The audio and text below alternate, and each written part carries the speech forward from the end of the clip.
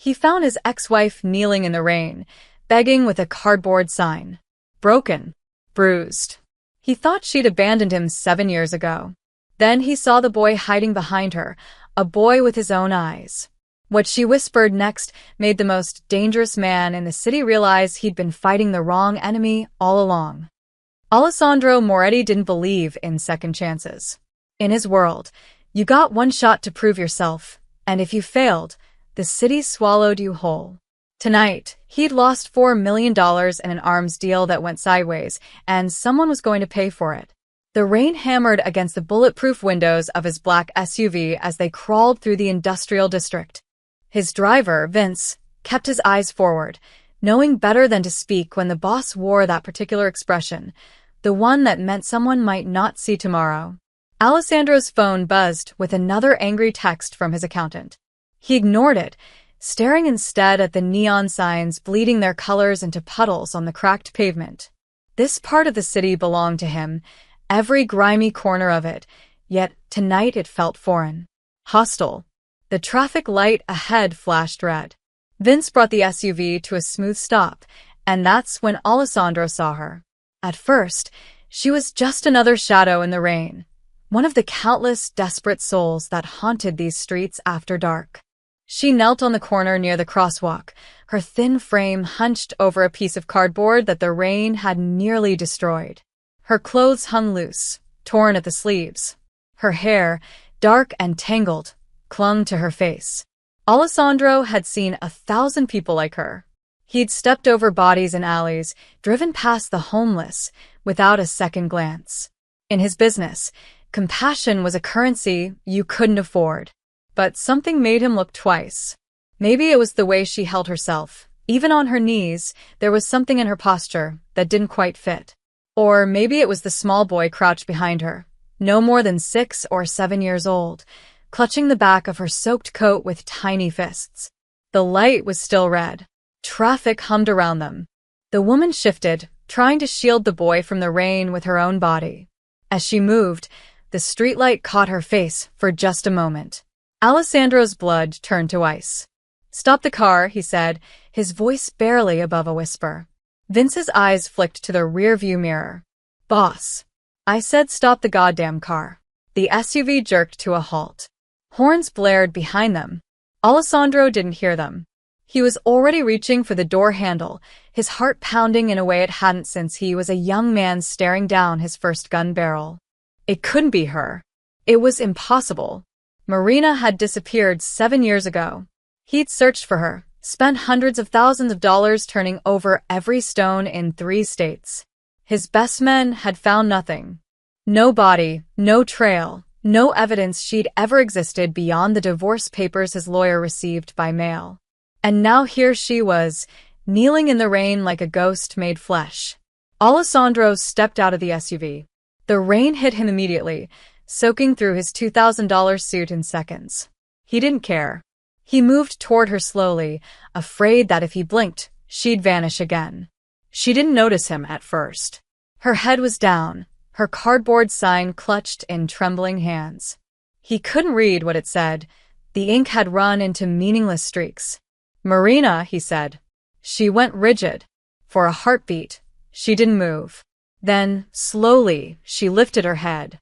Her face was thinner than he remembered, carved down to sharp angles by hunger and hardship. A purple bruise spread across her left cheekbone.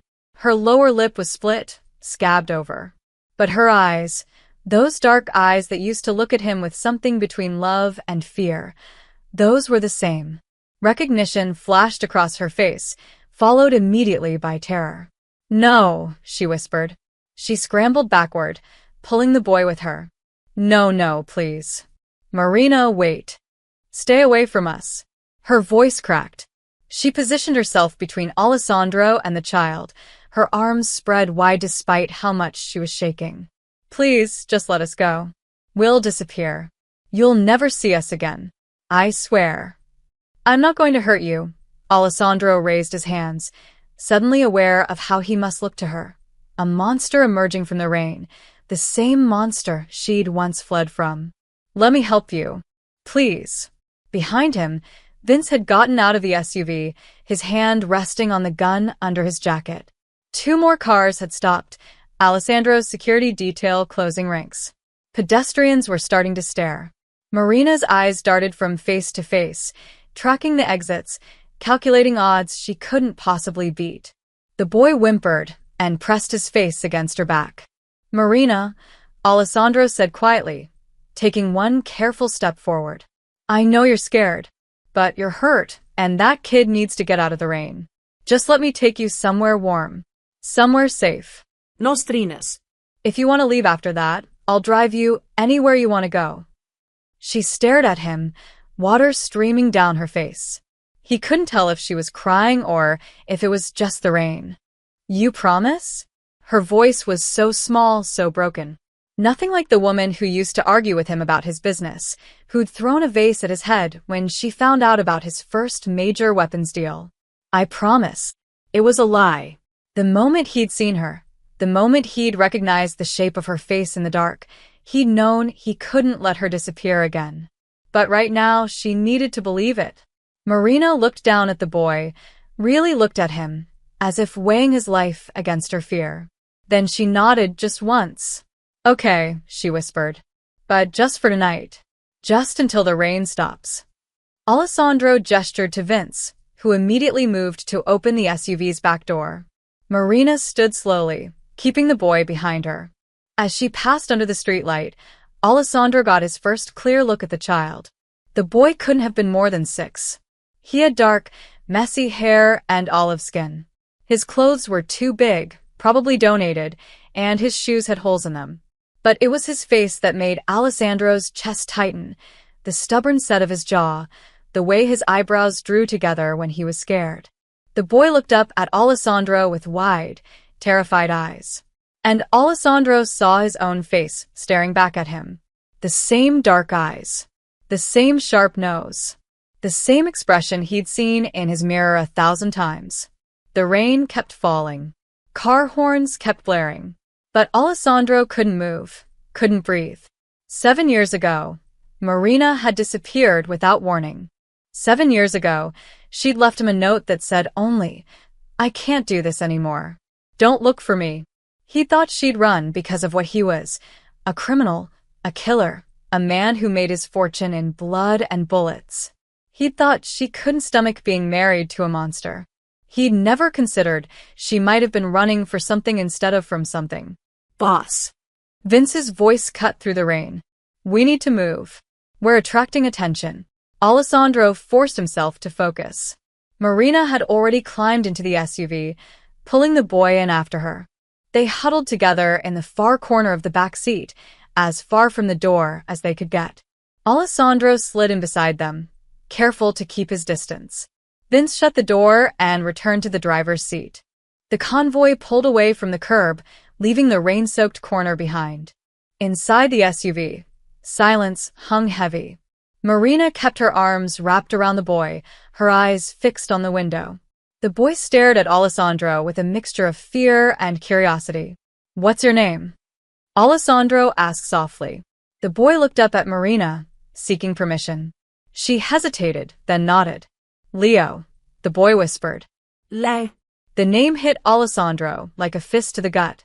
It had been his grandfather's name, the man who'd first brought the Moretti family to America, who'd built an empire from nothing. Marina had named their son after Alessandro's grandfather. Their son. Alessandro's hands curled into fists on his knees. Questions burned in his throat, but he swallowed them down. Not here. Not now. Not with the boy watching. "Where are we going?" Marina asked, her voice tight with barely controlled panic. Alessandro met Vince's eyes in the rearview mirror and made a decision that would change everything. "Somewhere safe," he said. "Somewhere no one will find you." What he didn't say, what Marina couldn't know yet, was that the moment he'd recognized her on that street corner, he'd declared war. Not on rival families or business competitors. On whoever had put those bruises on her face. On whoever had driven her to her knees in the rain. On whoever had spent 7 years hunting the mother of his child. And Alessandro Moretti always won his wars. No matter what it cost him. The diner was called Sal's, a rundown place with cracked vinyl booths and flickering neon signs that buzzed like dying insects. Alessandro had owned it for years, a front for money laundering that actually served halfway decent coffee. More importantly, it was empty at this hour except for one cook in the back who knew to keep his mouth shut. Vince pulled the SUV into the alley behind the diner. Alessandro got out first, scanning the shadows out of habit. When he opened the back door, Marina flinched so hard she nearly fell backward into the seat. "It's okay," he said, hating how those words sounded, hollow, meaningless. Nothing about this was okay. Come on. You need to eat something. Marina climbed out slowly, pulling Leo with her. The boy's legs were shaking. Alessandro realized the kid probably hadn't eaten a real meal in days, maybe weeks. Inside, the diner smelled like grease and burnt coffee. The fluorescent lights were too bright after the darkness outside.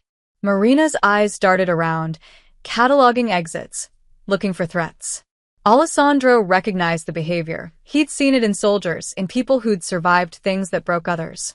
"Sit," he said, gesturing to a booth near the back. "I'll get you food." "We're not hungry," Marina said automatically, but her stomach growled loud enough to betray her. "Sit down, Marina." Something in his tone made her obey. She slid into the booth with Leo pressed against her side. The boy's eyes were huge, taking in everything: the chrome napkin dispensers, the laminated menus, the pie case with 3 sad-looking slices under glass. Alessandro went to the kitchen window and spoke quietly to the cook.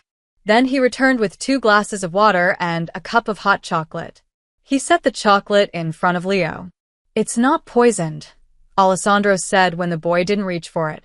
"Leo, don't." Marina started, but Leo was already grabbing the cup with both hands, bringing it to his lips like it was the most precious thing in the world. Marina's face crumpled for just a second before she forced it smooth again. Alessandro looked away, giving her that small dignity. The food came fast: burgers, fries, soup.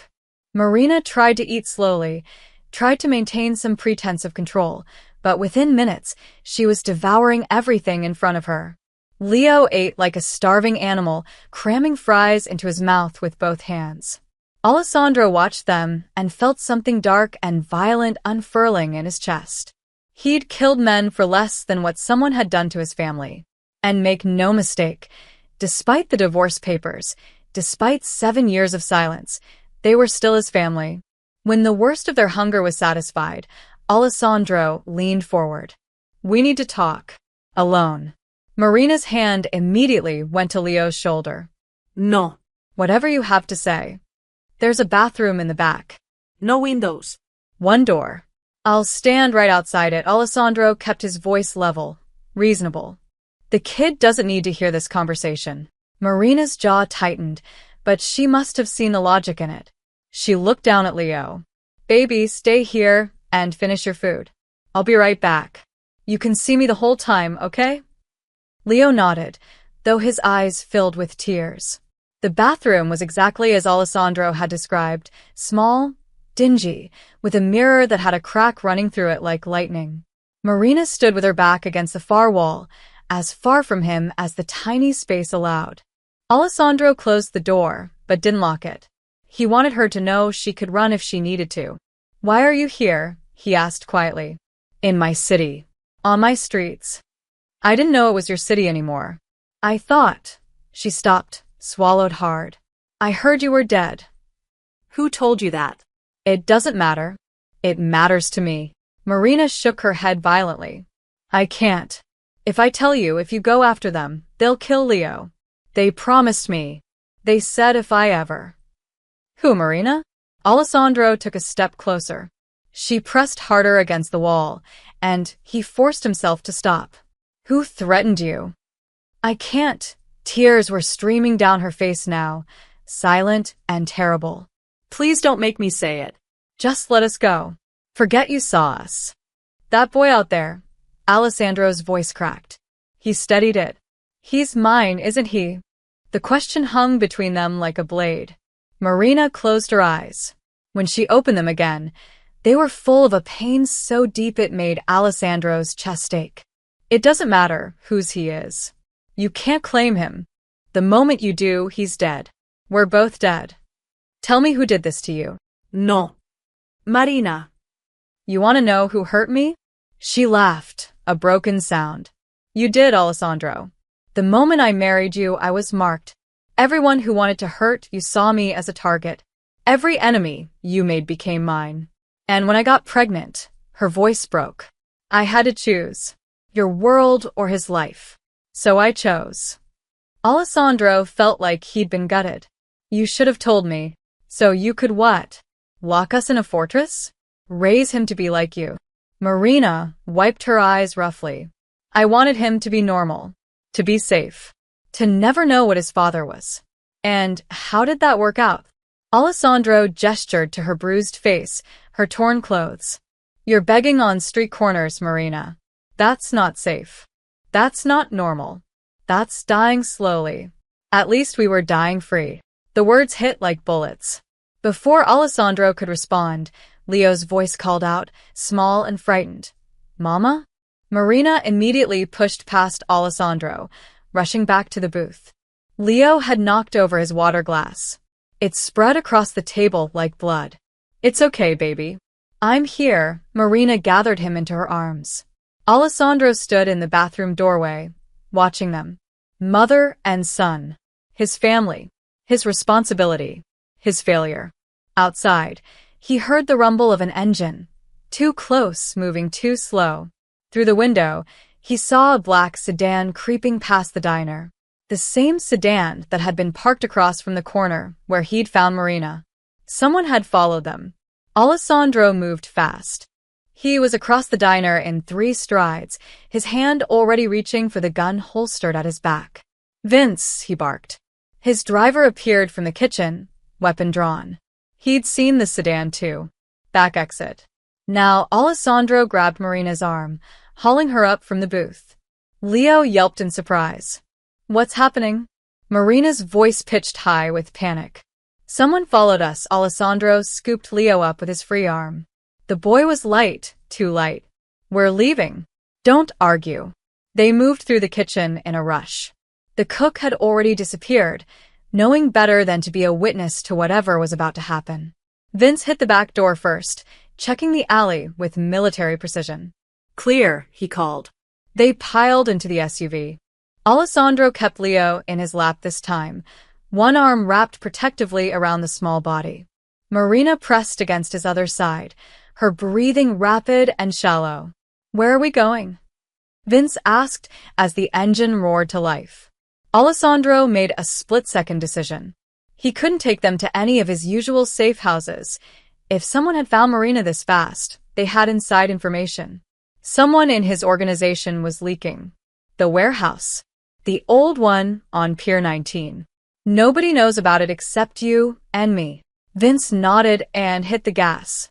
They drove in silence through the rain-soaked streets. Alessandro kept watching the mirrors, tracking every car, every shadow. Leo's small body trembled against his chest. The boy smelled like rain and fear and that indefinable scent all children had, something innocent and fragile. Alessandro had forgotten that innocence existed. Who were they? Marina whispered. I don't know yet. Alessandro's jaw tightened. But I'm going to find out.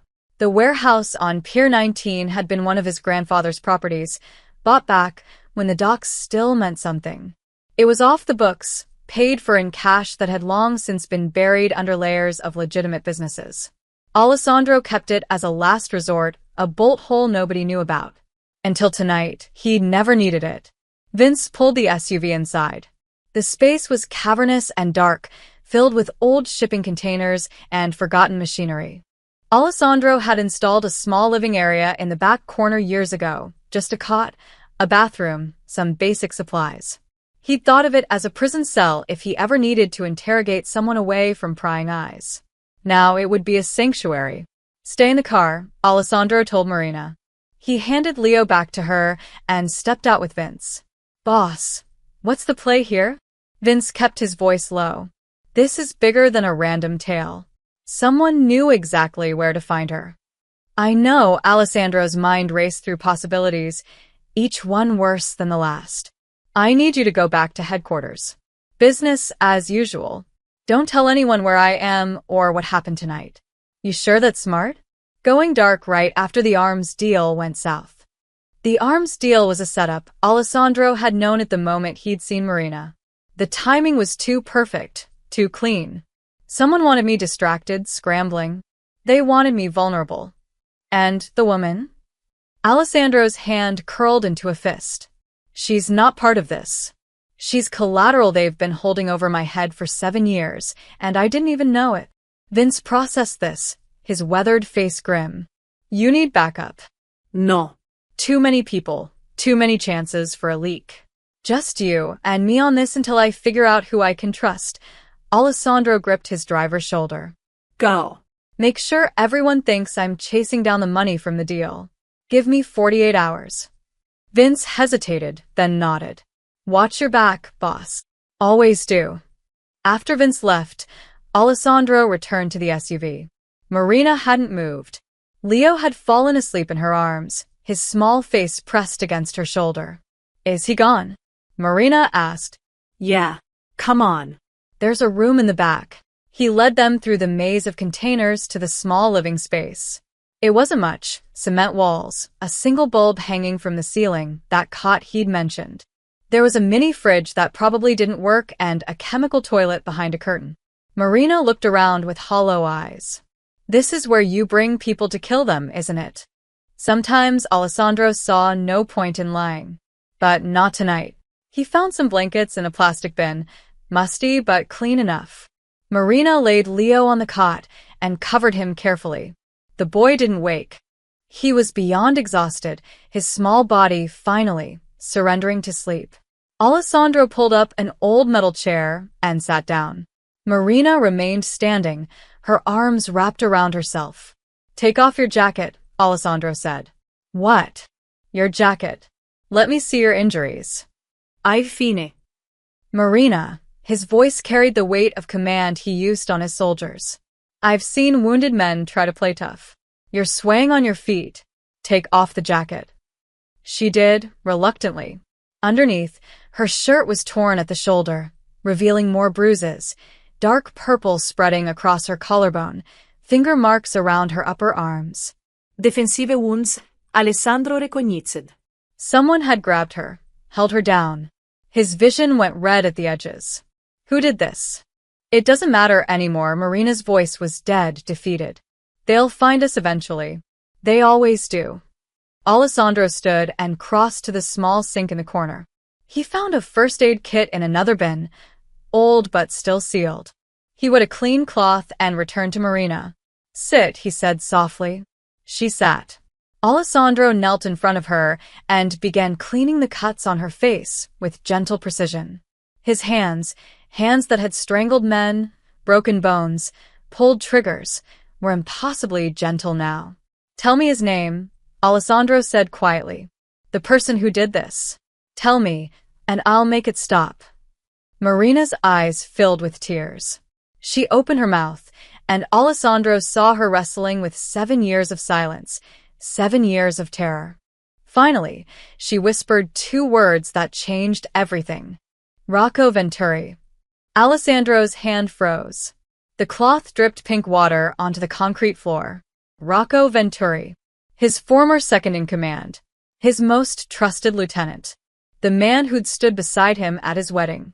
The man he'd promoted to captain 3 years ago. He's still alive. Marina's voice cracked. Tell me he's not. He runs the East Side operations. Alessandro's voice came from somewhere far away. He's one of my top earls. And suddenly, everything made terrible sense. The failed arms deal. The missing money. The carefully orchestrated chaos. Rocco hadn't been protecting the empire. He'd been trying to take it. And Marina had been his insurance policy all along. Alessandro didn't sleep. He sat in that metal chair all night, his gun in his lap, watching Marina and Leo breathe. Every creak of the warehouse made his hand twitch toward the weapon. Every distant siren sent his heart racing. Rocco Venturi. The name circled in his head like a vulture. They'd grown up together in the same neighborhood, Two kids who'd learned early that the world didn't give you anything. You had to take it. Rocco had been there when Alessandro made his first deal, his first kill, his first real money. He'd been best man at Alessandro's wedding. And he'd been the one to comfort Alessandro when Marina disappeared, pouring drinks and swearing they'd find her, all while knowing exactly where she was. The betrayal burned worse than any bullet Alessandro had ever taken. Dawn crept through the high windows of the warehouse, pale and gray. Leo stirred first, his small body jerking awake with a gasp. His eyes flew open, wide and terrified, scanning the unfamiliar room. "Mama," he cried out. Marina bolted upright, instantly awake. "I'm here, baby. I'm right here." Leo scrambled into her arms, burying his face against her neck. She rocked him, murmuring soft words Alessandro couldn't quite hear. He stayed still, not wanting to intrude on their moment. But Leo noticed him anyway. The boy's dark eyes, Alessandro's eyes, fixed on him over Marina's shoulder. "Is he the bad man?" Leo whispered. The question hit Alessandro like a sledgehammer. "No," Marina said quickly. No, He's not going to hurt us. But you're scared of him. I can tell. Kids saw too much. Alessandro had forgotten that. He slowly stood, keeping his movements careful and non-threatening. He walked to the mini-fridge and was surprised to find it actually worked. Inside were bottles of water and some protein bars that were probably expired but sealed. He brought them to the cot. "Hungry?" Leo looked at Marina for permission. She nodded, and the boy grabbed a protein bar with both hands, tearing into it like a wild thing. Alessandro knelt down, bringing himself to Leo's eye level. "What's your full name, kid?" Leo chewed, considering whether to answer. "Leo James." "James was my father's name," Alessandro said quietly. Marina's face flushed. Don't do this." "Do what?" "Acknowledge my son." Alessandro kept his eyes on Leo. "How old are you, Leo?" 6 3/4, the boy held up fingers as if to prove it. "My birthday is June 15. Alessandro did the math. 9 months before June would be September. He and Marina had still been together then, those last desperate weeks of their marriage when everything was falling apart, but they'd still reached for each other in the dark. "Leo," Alessandro said carefully, "do you know who I am?" "You're the man from the rain." Leo's voice was small. "Are you going to make the bad men go away?" "What bad men?" Leo looked up at Marina again. She closed her eyes, a single tear tracking down her cheek. "The ones who hurt Mama," Leo said. "They come at night sometimes. They have loud voices and they smell like cigarettes. Mama always hides me in the closet or under the bed, but I can still hear them. They say bad words, and Mama cries." Alessandro's hands curled into fists, so tight his knuckles cracked. He forced himself to breathe, to stay calm. Losing control in front of the boy would help no one. "How many times?" he asked Marina. "How many times has Rocco found you?" "Twice in 7 years." Her voice was hollow. "The first time was in Ohio. I'd been working at a diner, saving money. One night, 3 of his men showed up. They told me Alessandro was dead, killed in prison. They said I was a widow and I owed Rocco, for my protection. When I refused, she touched the old scar on her eyebrow. We ran that night, took nothing but Leo and the clothes on our backs. And the second time? Last week." Here, Marina's hands shook as she held Leo tighter. "I thought we were safe. We'd been moving every few months, never staying anywhere long enough to be found. But someone recognized me at the shelter. By the time I realized, it was too late. His men came to the motel where we were staying. They didn't just threaten this time. Her voice broke. "Leo, baby, go look at the big containers. See if you can count them all." Leo scrambled off the cot, grateful for the excuse to escape the adult conversation. He ran to the nearest shipping container and began counting loudly, touching each one. When he was out of earshot, Marina continued in a whisper. "They beat me. Took our money, our food, everything. Said Rocco wanted me to suffer, wanted me to understand what happens to people who run from the Moretti family. Then they said if I was still in the city by the end of the week, they'd take Leo instead. They'd raise him to be just like you, just like them. So, you ended up on the street. Better to beg than to let them have my son. Marina's eyes flashed with the first real fire Alessandro had seen in her. I'd die first. I'd let them kill me before I let them touch him. They're not going to touch him, Alessandro stood. And they're not going to kill you. I'm going to. What? Go to war with your own second-in-command? Rocco's been building his power for years, Alessandro. Half your men are probably loyal to him now. If you move against him, you'll tear your empire apart. Then I'll tear it apart. The words came out simple, final. Alessandro meant every syllable. Marina stared at him. You can't. Everything you've built means nothing if my family isn't safe. We're not your family anymore. The divorce was signed under duress. Alessandro cut her off. You were threatened, terrorized, forced to run. That doesn't count. In every way that matters. You're still my wife.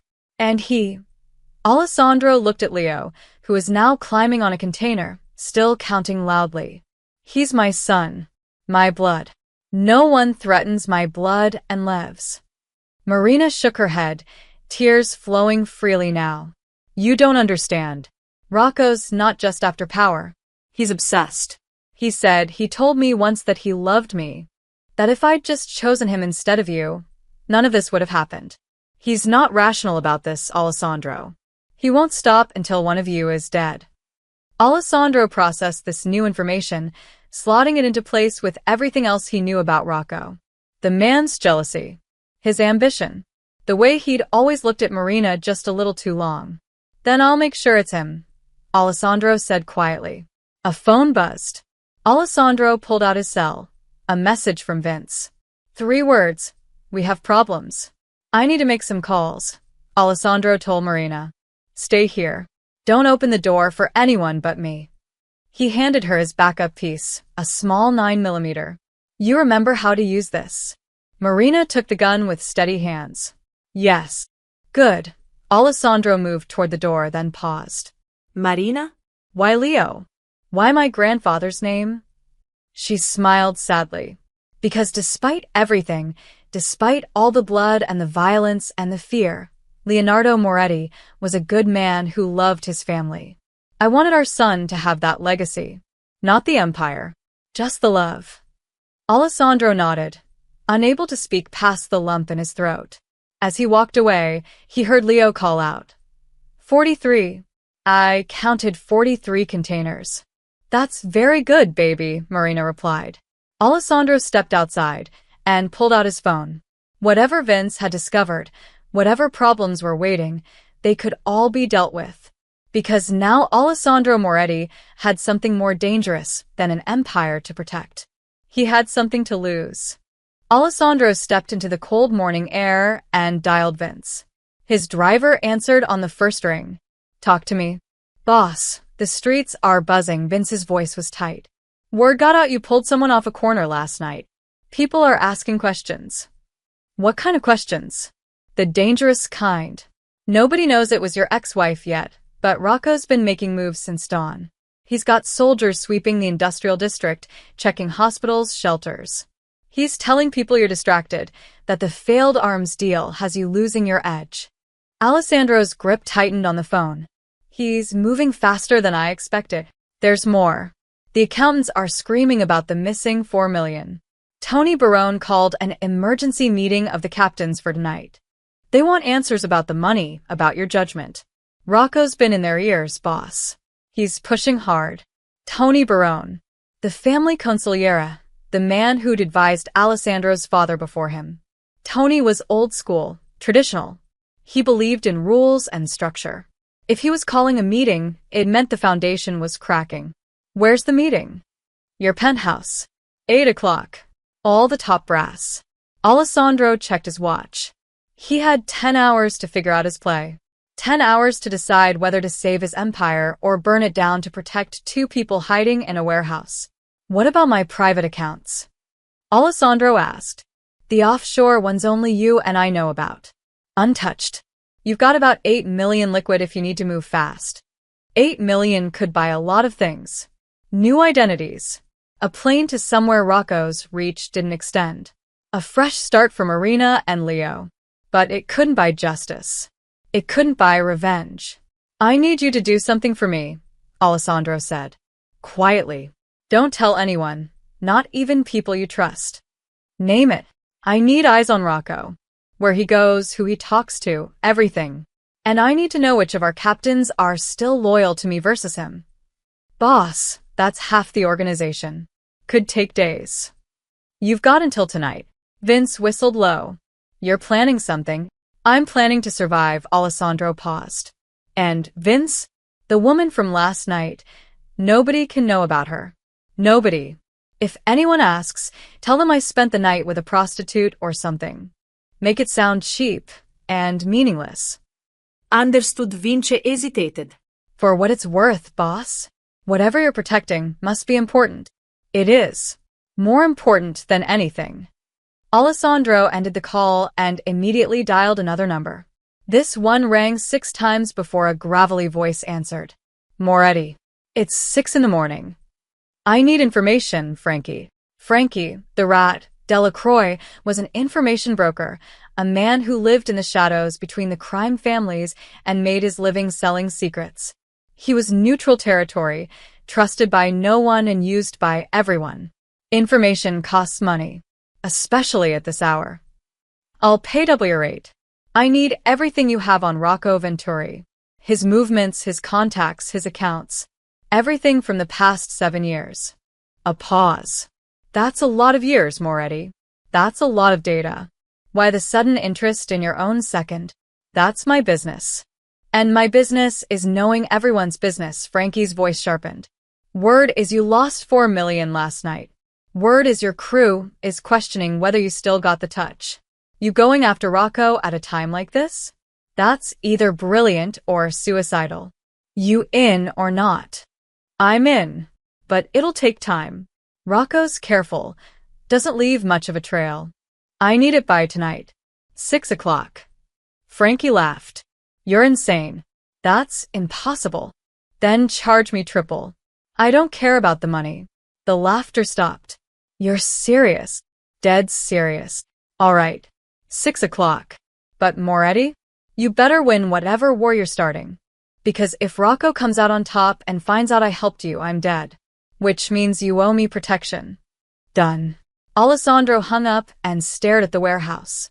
Inside those walls were the only 2 people in the world who mattered to him.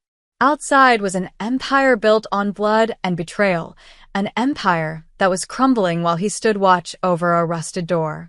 His phone rang. Unknown number. He answered cautiously. Yeah. Alessandro Moretti, the voice was smooth, confident. Rocco, we need to talk. Every muscle in Alessandro's body went rigid. I'm listening. I heard you had an interesting night. Picked up a stray in the rain. Very charitable of you. So Rocco knew. Of course he knew. He probably had people watching, waiting to see what Alessandro would do. I help who I want to help, Alessandro said carefully. It's not your concern. See, that's where you're wrong, Rocco's voice hardened. Everything you do is my concern. We're partners, remember? Brothers in arms. And brothers tell each other things. Like when they're making stupid decisions that could hurt the family. What do you want, Rocco? I want you to remember what's important. The organization. The money. The power. Not some ghost from your past that should have stayed buried. You threatening me? I'm advising you. As your friend, Rocco paused. You lost 4 million last night, Alessandro. The captains are nervous. They're wondering if you're losing focus, if maybe it's time for new leadership. I've been defending you, telling them it's just a rough patch. But if you keep making emotional decisions, keep chasing shadows instead of handling business, then what? Then I can't protect you anymore. Then the family does what the family always does. It survives. With or without you. The line went dead. Alessandro stood there, phone in hand, rage burning through his veins like acid. Rocco wasn't even hiding it anymore. He was making his play in broad daylight, confident that Alessandro was too distracted, too compromised to fight back. The warehouse door creaked open. Marina stood there, Leo behind her, both of them pale and frightened. I heard shouting, Marina said. Are you okay? Alessandro realized he'd been cursing out loud, his voice echoing off the pier. He forced himself to calm down. We need to move again, he said. This location isn't safe anymore. Where can we possibly go that Rocco won't find us? Alessandro thought about it. Every safe house, every property, every business, Rocco knew them all. He'd helped acquire half of them. There was nowhere in the city that was truly safe. Except one place. I'm taking you to church, Alessandro said. Marina blinked. What? St. Augustine's. The old cathedral on Mercy Street. The nuns there run a shelter in the basement. They've helped me before, kept secrets that could have gotten them killed. They don't ask questions, and they don't break trust. You trust nuns more than your own men. Alessandro smiled grimly. Right now? I trust nuns more than anyone. He pulled out his phone and sent Vince a coded message. Need the package delivered to St. Augustine's. Discretion critical. Within minutes, Vince responded. On it. 30 minutes. Pack up whatever you need, Alessandro told Marina. We're leaving in 20. As she gathered their few belongings, Leo tugged on Alessandro's jacket. Are the bad men coming? Alessandro knelt down. Maybe. But I'm not going to let them hurt you. I promise. Promises don't always work, Leo said with the wisdom of a child who'd learned that lesson too early. Mama promised we'd be safe before. But we weren't. I know. But I'm different, Alessandro met the boy's eyes. I'm your father. And fathers protect their families. No matter what. Leo's eyes widened. You're my papa? Behind them, Marina made a sound like a sob. Alessandro hadn't meant to tell the boy, not yet, not like this. But it was too late now. Yeah, Alessandro said softly. I'm your papa. And I'm going to make the bad men go away. Forever. Leo threw his small arms around Alessandro's neck, holding on tight. And Alessandro Moretti, who'd killed dozens of men without flinching, felt his heart break and rebuild itself all at once. The penthouse overlooked the city like a throne room, all glass and marble and cold sophistication. Alessandro stood at the window, watching the sun set over the skyline he'd fought to control. Behind him, the conference table was surrounded by the men who ran his empire, 7 captains, each one commanding a different piece of the Moretti machine. And Rocco, sitting at Alessandro's right hand where he'd sat for 5 years. Glad you could join us, boss, Tony Barone said dryly. The consigliere was 72, gray, and weathered like driftwood. We were starting to think you'd forgotten about us. Alessandro turned from the window. I've been handling a situation that cost us $4 million, said Marcus Chen, captain of the gambling operations. A situation that has our suppliers nervous and our buyers looking elsewhere.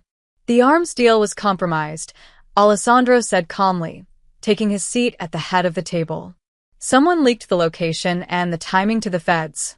We lost the money, but nobody got arrested. I call that a win. You call losing $4 million a win? Vincent Calabrese, who ran the dock operations, slammed his hand on the table. We've got shipments delayed, payments overdue. Half the waterfront crews are threatening to walk because they haven't been paid. They'll get paid, Alessandro said. I've got reserves, which you're apparently spending on personal matters, Rocco interjected smoothly. He leaned back in his chair, the picture of casual confidence. Word is you've been distracted, chasing something or someone that has nothing to do with family business. Alessandro met Rocco's eyes across the table. The challenge was clear, out in the open now. Everyone at the table felt it, the shift in power dynamics. My personal life is my own concern, Alessandro said carefully. Not when it affects the organization. Tony pulled out a folder, sliding papers across the table. These are the numbers, Alessandro. We're bleeding money. The failed arms deal was just the latest. Over the past 3 months, we've lost contracts to the Borellis. The Chin family is moving in on our territory in Chinatown, and the Russians are sniffing around our construction sites. Alessandro scanned the reports. They were worse than he'd expected.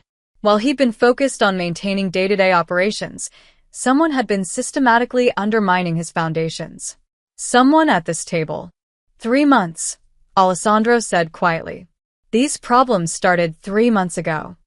Around the time you started acting strange, Rocco said. Disappearing for hours. Making decisions without consulting the captains. Taking calls in private. That was a lie. 3 months ago, Alessandro had been running the organization exactly as he always had. But Rocco was rewriting history, planting seeds of doubt. I want to know who leaked the arms deal location, Alessandro said, changing tactics. That information was need to know. Only people at this table had it. The captains exchanged glances. Vincent spoke up. You saying one of us is a rat? I'm saying someone talked. Intentionally or not. Or maybe your security is slipping, Rocco suggested. Maybe you're not as sharp as you used to be. It happens. Leadership is exhausting. Sometimes a man needs to step back, let fresh blood take over before things get worse. There it was. The coup, spoken almost politely. You volunteering? Alessandro kept his voice neutral. If that's what the family needs, Rocco spread his hands. I'm not ambitious, boss. You know that. But I am loyal. Loyal to the organization, to tradition, to the rules we've all sworn to uphold. Tony cleared his throat. The rules state that if a boss becomes compromised mentally, physically, or emotionally, the captains can vote for new leadership. It's happened twice in our history. I'm not compromised, Alessandro said. Then prove it, Marcus leaned forward. Tell us what you've been doing the past 24 hours. Where you've been. Who you've been with. Alessandro thought of Marina and Leo, hidden in the basement of St. Augustine's with Sister Margaret standing guard. The nuns had taken them in without question, given them clean clothes and hot food and a safe room with locks on the inside. If he told these men about Marina, about Leo, he'd be signing their death warrants. Rocco would move the instant he had confirmation.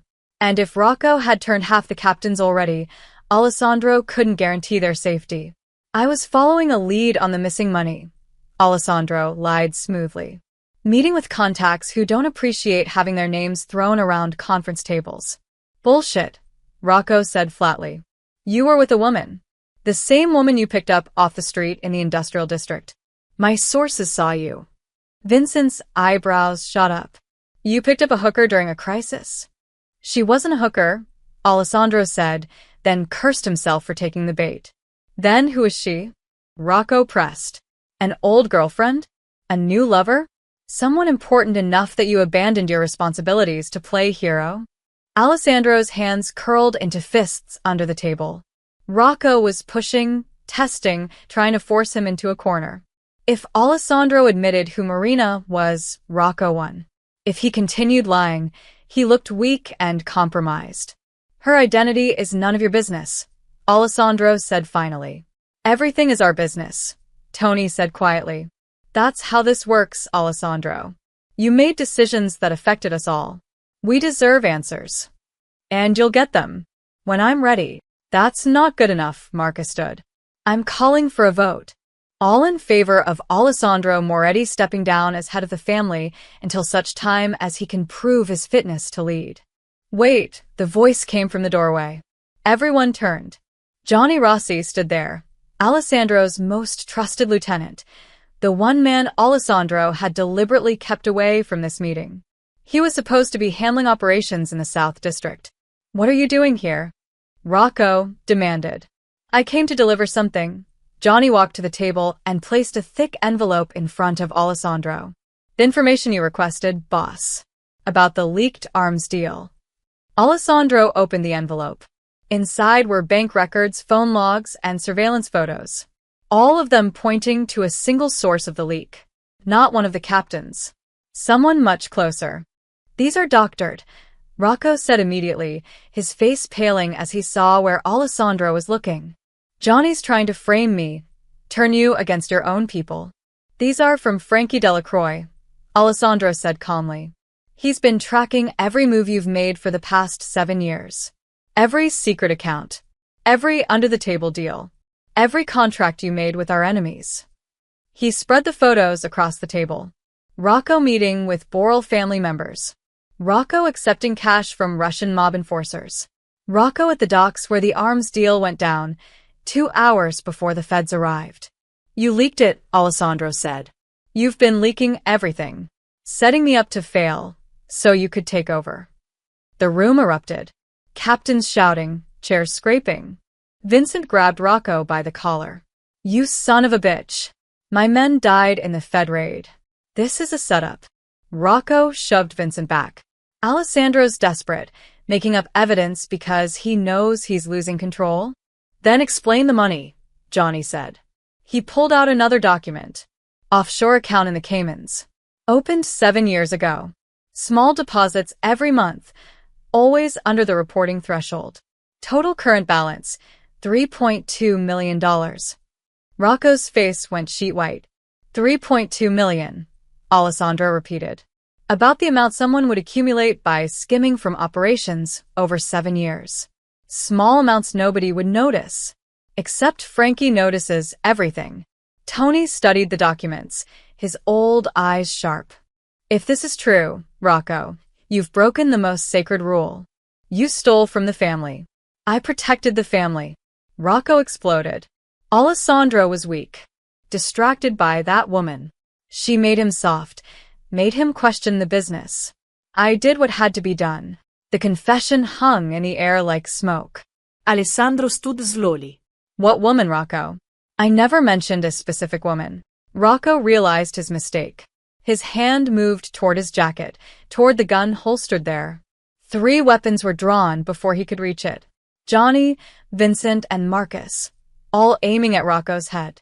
Don't, Alessandro said quietly. Not here. Not in front of everyone. You're going to kill me anyway, Rocco snarled. Might as well make it quick. I'm not going to kill you. Alessandro walked around the table until he stood face to face with his former friend. Not yet. First, you're going to tell me exactly where you've been holding tabs on Marina. Who else knows about her? And where you've been getting your information. Rocco laughed, a broken sound. You think I'll just tell you? Yes, Alessandro said. Because if you don't, I'll let Vincent's men have you. And they're still angry about their friends who died in that Fed raid. The raid you caused. Vincent smiled, showing teeth. Real angry, boss. Rocco looked around the table at faces that had once been friendly, now cold and hostile. His empire had collapsed in minutes. Fine, he spat. I'll tell you everything. But you'll regret it, Alessandro. That woman? That kid? They're your weakness. And weakness gets people killed in our world. I was doing you a favor. Alessandro grabbed Rocco by the throat and slammed him against the wall. Her name, he growled, is Marina. And that kid is my son.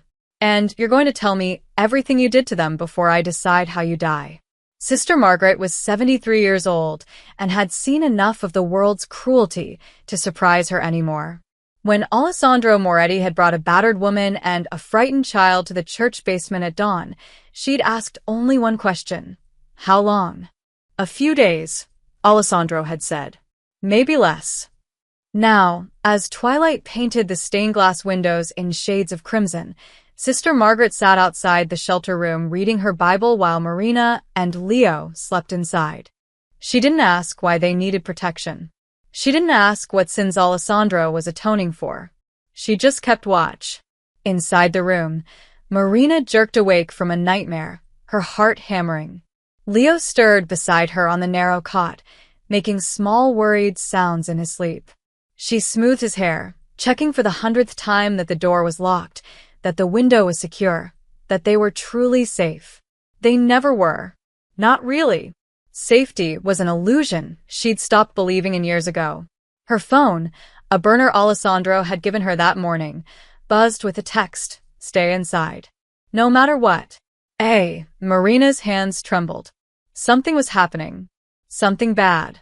She got up quietly and peered through the small window that looked out onto the church courtyard. Everything seemed normal. Empty stone benches. A fountain that hadn't worked in decades. The iron fence that separated holy ground from the street beyond. Then she saw the car. A black sedan. idling at the curb across the street. She couldn't see through the tinted windows, but she didn't need to. She'd learned to recognize danger by the way it lingered, the way it watched. "Sister Margaret," Marina whispered urgently, cracking the door. "There's a car." "I see it," the old nun stood, surprisingly spry. "How many people know you're here?" "Only Alessandro. And his driver." "Then we have a problem." Sister Margaret moved quickly down the hallway. Come? "There's another exit through the chapel. Bring the boy." Marina rushed back to wake Leo, but he was already sitting up, sensing the fear in the air the way animals sense earthquakes. "We have to move again?" His voice was so small, so tired. "Yes, baby." Quick and quiet. They followed Sister Margaret through the basement corridors, Leo clutching Marina's hand. Behind them, Marina heard the church's front door open. Heavy footsteps on marble. Male voices, rough and commanding. "Search everywhere. Boss wants them found tonight." Sister Margaret hurried them through the chapel, past rows of empty pews and flickering prayer candles. The stained glass cast colored shadows across Leo's frightened face, red, blue, gold. They reached a side door that led to the courtyard. Sister Margaret peered out, then pulled back quickly. 2 more men.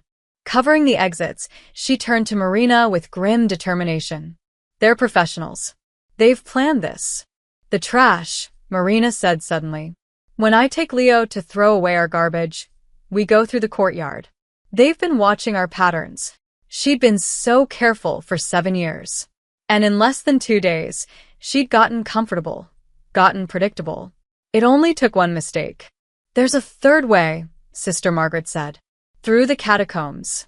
They run under the church to the old monastery 2 blocks away. But it's dark and dangerous. Parts have collapsed. Better than staying here."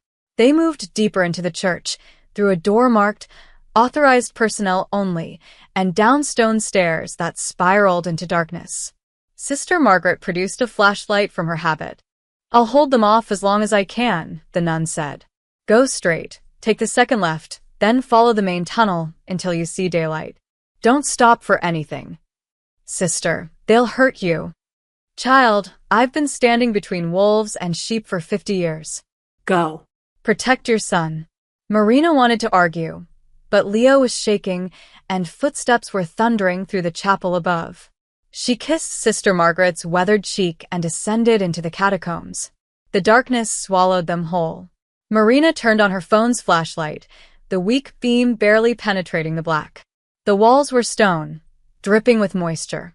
The air smelled of earth and age and death. Niches carved into the walls held the bones of monks dead for centuries. Leo whimpered but didn't cry. He'd learned that crying brought attention, and attention brought pain. They ran through the twisting passages.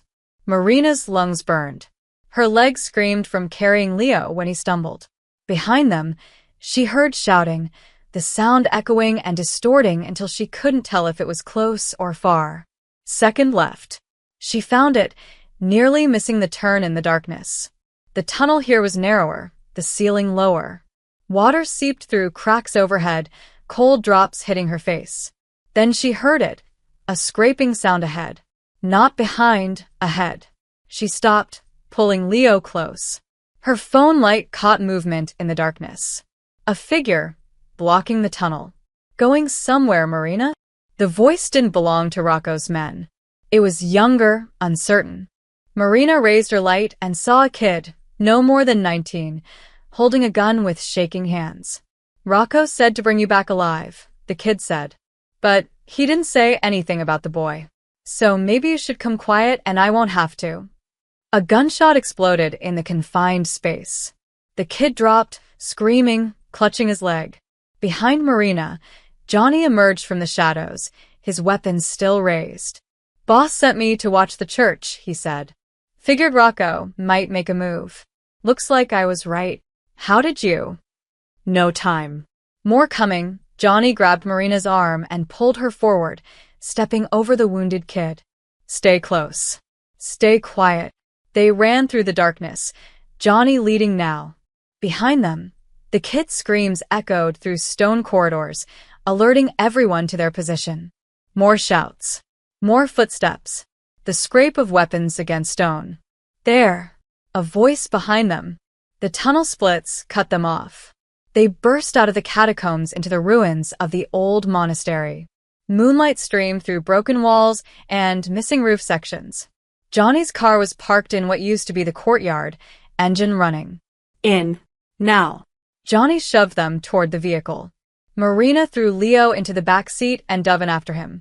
Johnny hit the gas before she even closed the door. The car lurched forward, smashing through a rotted wooden gate and onto the street. In the rearview mirror, Marina saw men emerging from the monastery, weapons drawn. One raised a rifle.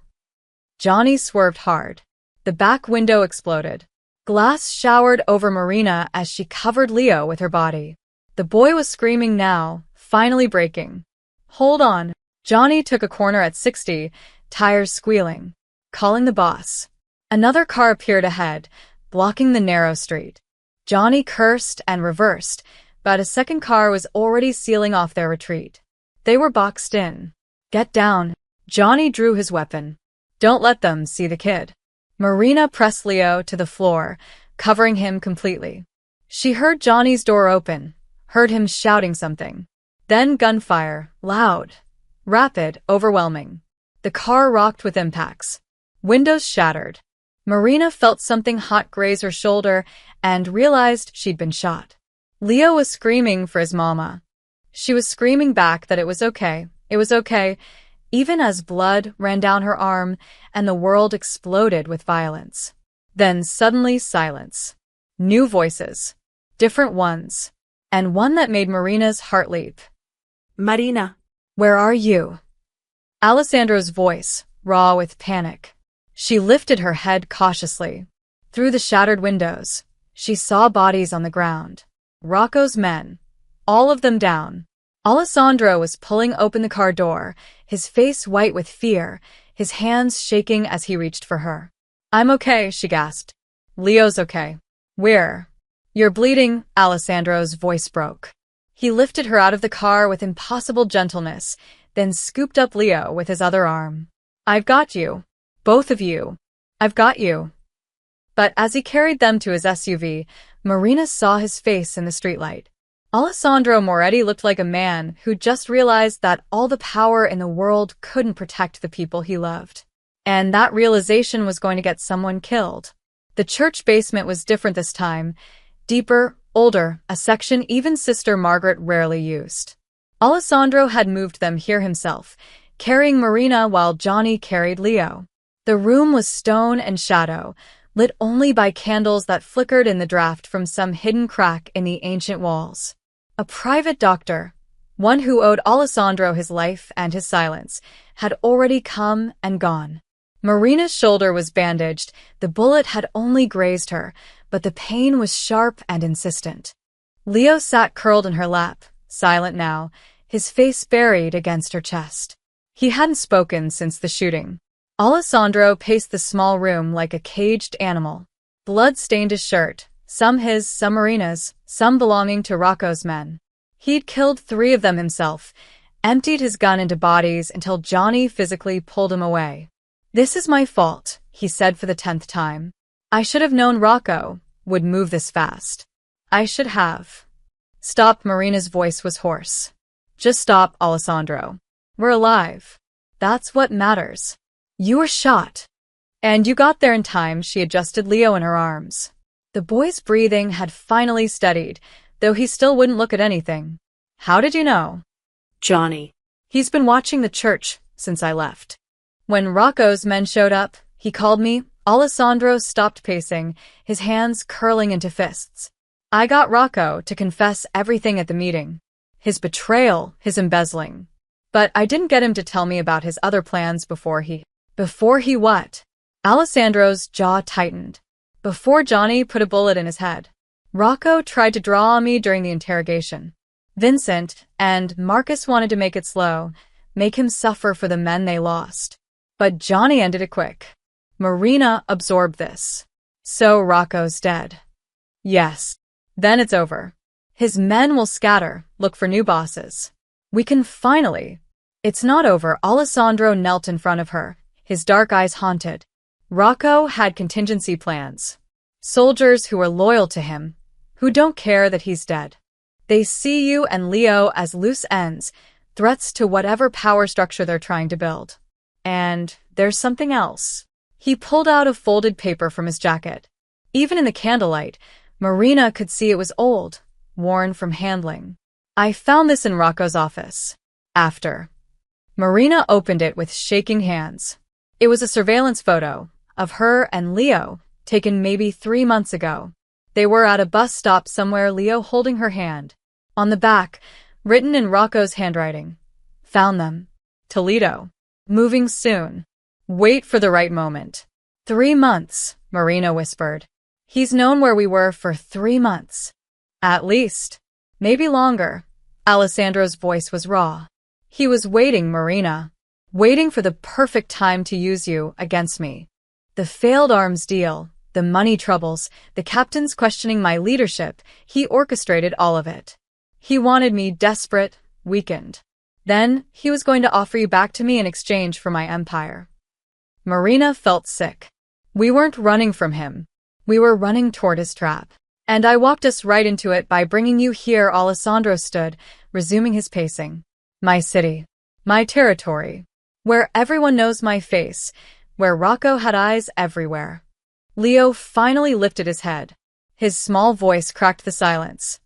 Are you going to send us away now? Alessandro froze. What?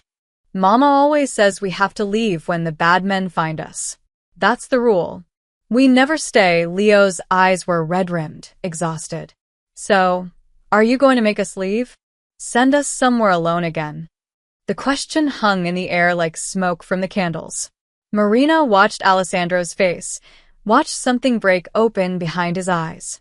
He crossed the room and knelt again, this time in front of Leo. No, Alessandro said firmly. I'm not sending you anywhere. You're staying right here with me. But the bad men? I'll handle the bad men. That's what fathers do. They protect their families. But Mama said you can't protect us if we stay near you. She said people like you make everyone around them targets. Leo's voice was matter-of-fact, repeating words he'd clearly heard many times. She said the only way to be safe was to be far away. Alessandro looked at Marina. She couldn't meet his eyes. Is that what you told him? It's what I believed, Marina said quietly. It's what Rocco told me 7 years ago. He said you were too dangerous to be a father, that your enemies would use Leo against you, that the only way to keep him alive was to disappear. And you believed him. Of course I believed him. Marina's voice rose, then cracked. I was 24 years old, Alessandro. Pregnant and terrified. You were in prison awaiting trial for murder. Rocco came to me with photos of the bodies you'd left behind, of the violence, of everything you were. He said if I stayed, if I raised our child in your world, Leo would either die young or become just like you. He gave me a choice, vanish and keep Leo innocent, or stay and watch him become a monster. So you chose to run. I chose to save him. Tears streamed down Marina's face. I chose to give him a chance at a normal life. School, friends, birthday parties. Things you never had. Things I never had after I married you. And how did that work out?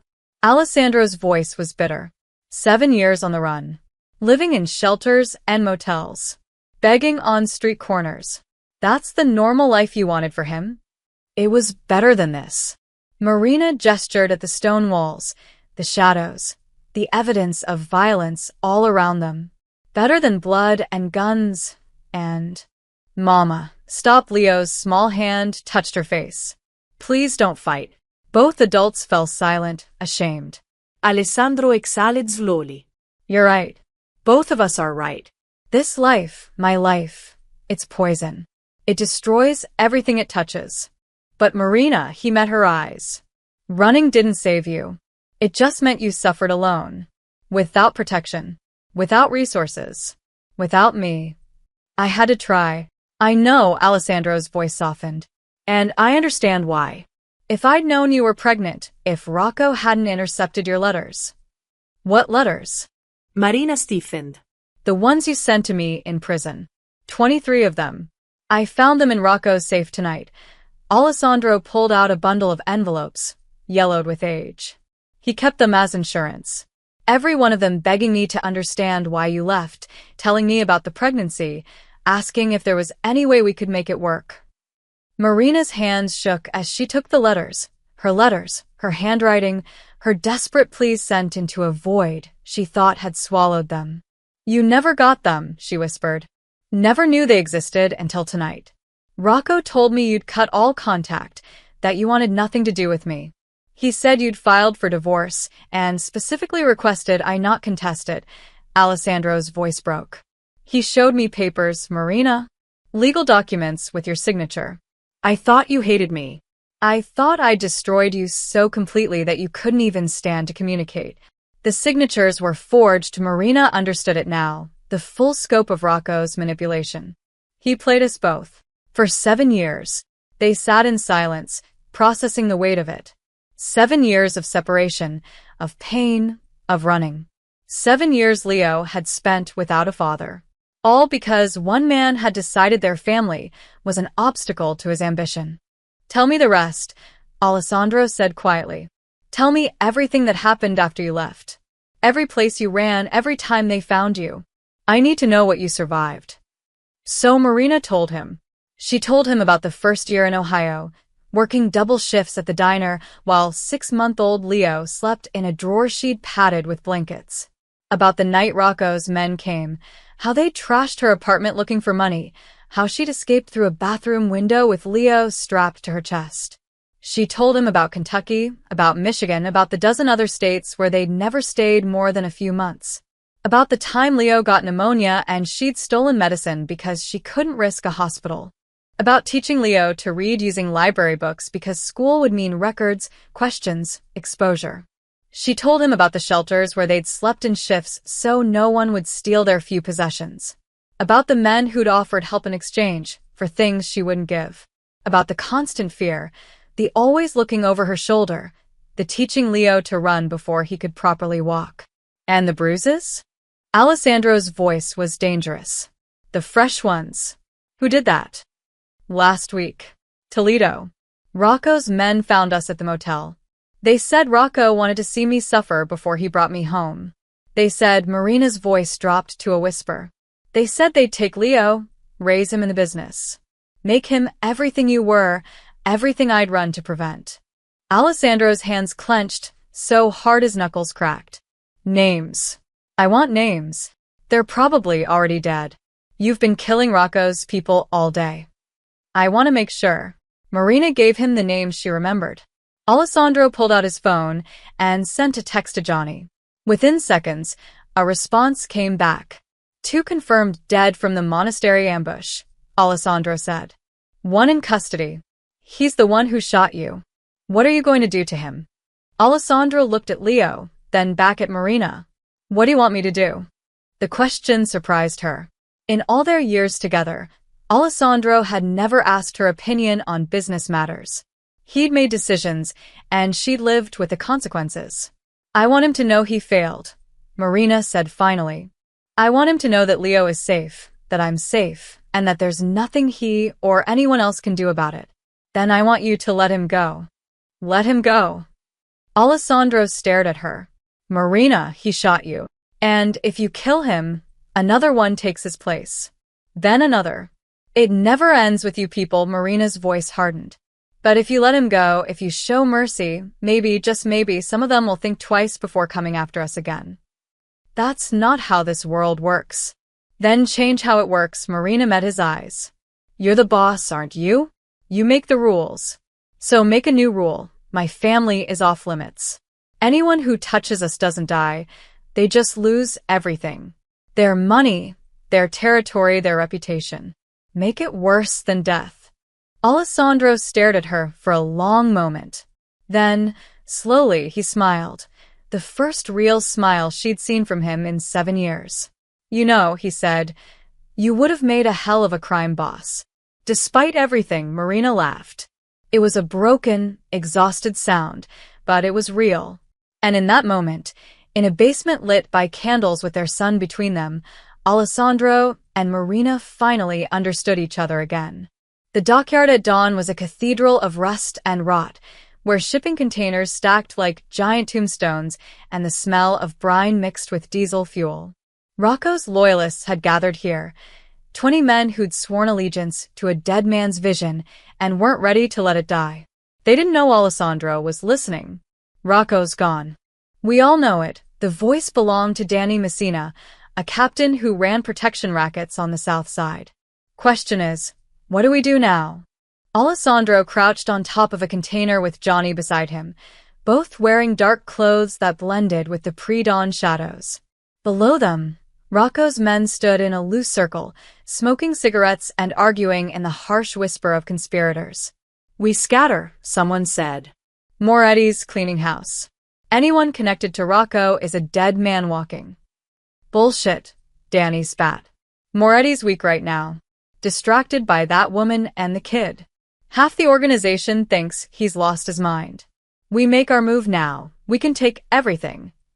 With what army? Another voice challenged. Rocco had 20 soldiers. Moretti has 200-inch. Had 20, Danny corrected. Now I've got them. And I've got something Moretti wants more than his empire. He pulled out his phone and turned it so the others could see the screen. Smile for the camera, boys. Because we're about to become very rich men. On the phone screen was a photo, crystal clear despite the low light. Marina and Leo, sleeping in the church basement, taken through a window. Time-stamped from 2 hours ago. Alessandro's blood turned to ice. You got inside St. Augustine's? Someone asked, impressed. Sister Margaret isn't as loyal as Moretti thinks. For 50 grand, she told me which room they were in. Got me close enough to get this shot, Danny smiled. Moretti thinks he's got them safe. But he's got nothing. By tomorrow, that woman and kid will be mine, and Moretti will give me everything I ask for to get them back. And if he doesn't? Danny's smile turned cruel. Then I send him pieces until he does. Alessandro's hand moved toward his gun. Johnny grabbed his wrist, shaking his head. Not yet. Not until they had all the information. When do we move? Another man asked. Tonight. Moretti's meeting with the remaining captains at 7, trying to restore order. While he's busy playing boss, we hit the church. 4 men, in and out, no witnesses. The nuns keep their mouths shut or they go down too. And Sister Margaret. Already taken care of. I gave her another 20 grand to stay quiet and take a sudden vacation. Far as anyone knows, she left this morning to visit her sister in Boston. Danny crushed his cigarette under his heel. By the time Moretti realizes what's happened, we'll have his family and he'll have nothing. The men nodded, murmuring agreement. Plans were made, positions assigned.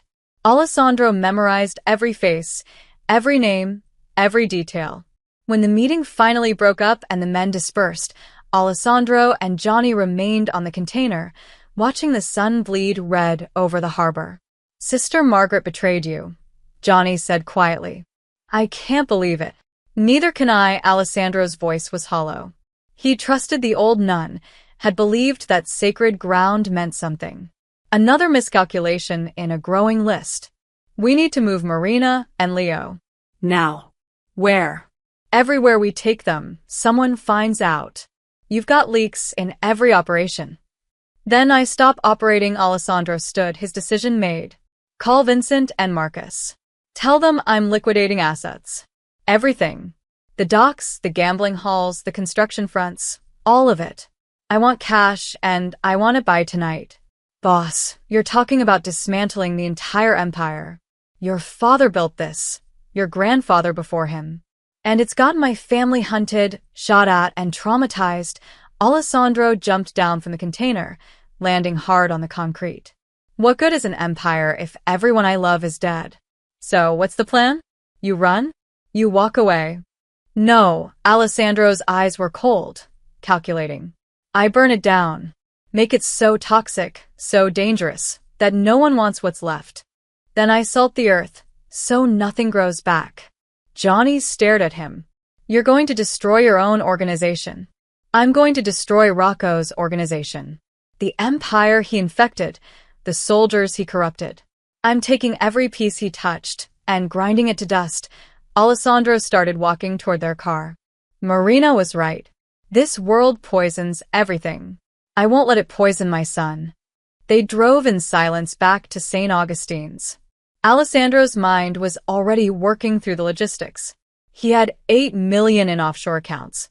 Enough to disappear, to start over somewhere Rocco's ghost couldn't follow. But first, he had to survive the next 24 hours. When they arrived at the church, Alessandro went straight to the basement. Marina was awake, feeding Leo some breakfast Sister Margaret had brought. Sister Margaret. The old nun sat in the corner, serene as ever, her Bible open in her lap. Alessandro's hand moved to his gun. Alessandro. Marina noticed his expression. What's wrong? Sister Margaret, his voice was deadly calm. I need to speak with you. Alone. The nun looked up, her weathered face showing nothing. Of course, my son. She followed him into the hallway. The moment they were out of earshot, Alessandro grabbed her by the habit and slammed her against the wall. How much did Danny Messina pay you? Sister Margaret didn't flinch, didn't deny it. Her old eyes met his steadily.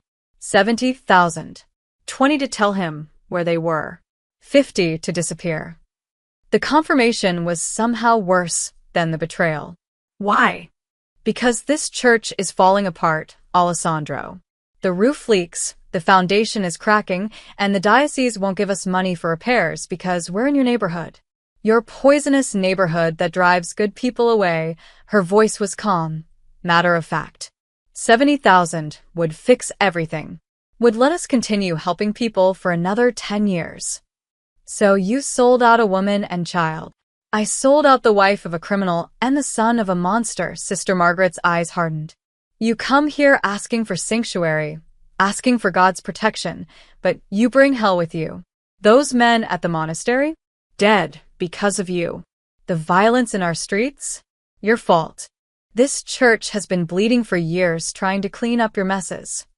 Alessandro wanted to put a bullet in her, wanted to make her hurt the way Marina had hurt, the way Leo had hurt.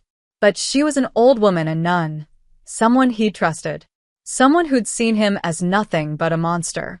You have 1 hour, Alessandro said quietly, releasing her. Take your money and leave. If you're still in this city by noon, I'll forget you're a woman of God. And the woman and child, no longer your concern. Sister Margaret nodded slowly. For what it's worth, Alessandro, I prayed for you. Prayed you'd see the light and leave this life behind. But men like you never do. You just drag everyone else into the darkness with you. She walked away, her footsteps echoing on stone. Alessandro stood there, breathing hard, fighting the urge to scream. She was right. Everyone he touched turned to ash. Marina had known it. That's why she'd run. He returned to the basement room. Marina took one look at his face and knew. We have to leave, he said. Now. They're coming tonight. Who? Everyone. Marina didn't ask questions. She just grabbed Leo and their few belongings. As they headed for the exit, Leo tugged on Alessandro's jacket. Papa. The words still sounded strange in the boy's mouth. Are we ever going to stop running? Alessandro knelt down, looking his son in the eyes. Yes. Soon. I promise. How do you know? Because I'm going to end this. Today. All of it. Leo nodded, trusting in a way that made Alessandro's chest ache. As they left St. Augustine's for the last time, Alessandro pulled out his phone and sent a single text to every captain, every lieutenant, every soldier in his organization. Emergency meeting. Warehouse district. Noon. Everyone. No exceptions. Come armed. Johnny read the message over his shoulder. Boss, what are you doing? Calling them all in, Alessandro said. Every loyal soldier. Every traitor. Every man who's ever worked for me. I'm putting everyone in one room. That's suicide. If they turn on you, then I die protecting my family instead of running from them. Alessandro helped Marina and Leo into the SUV, then turned back to Johnny.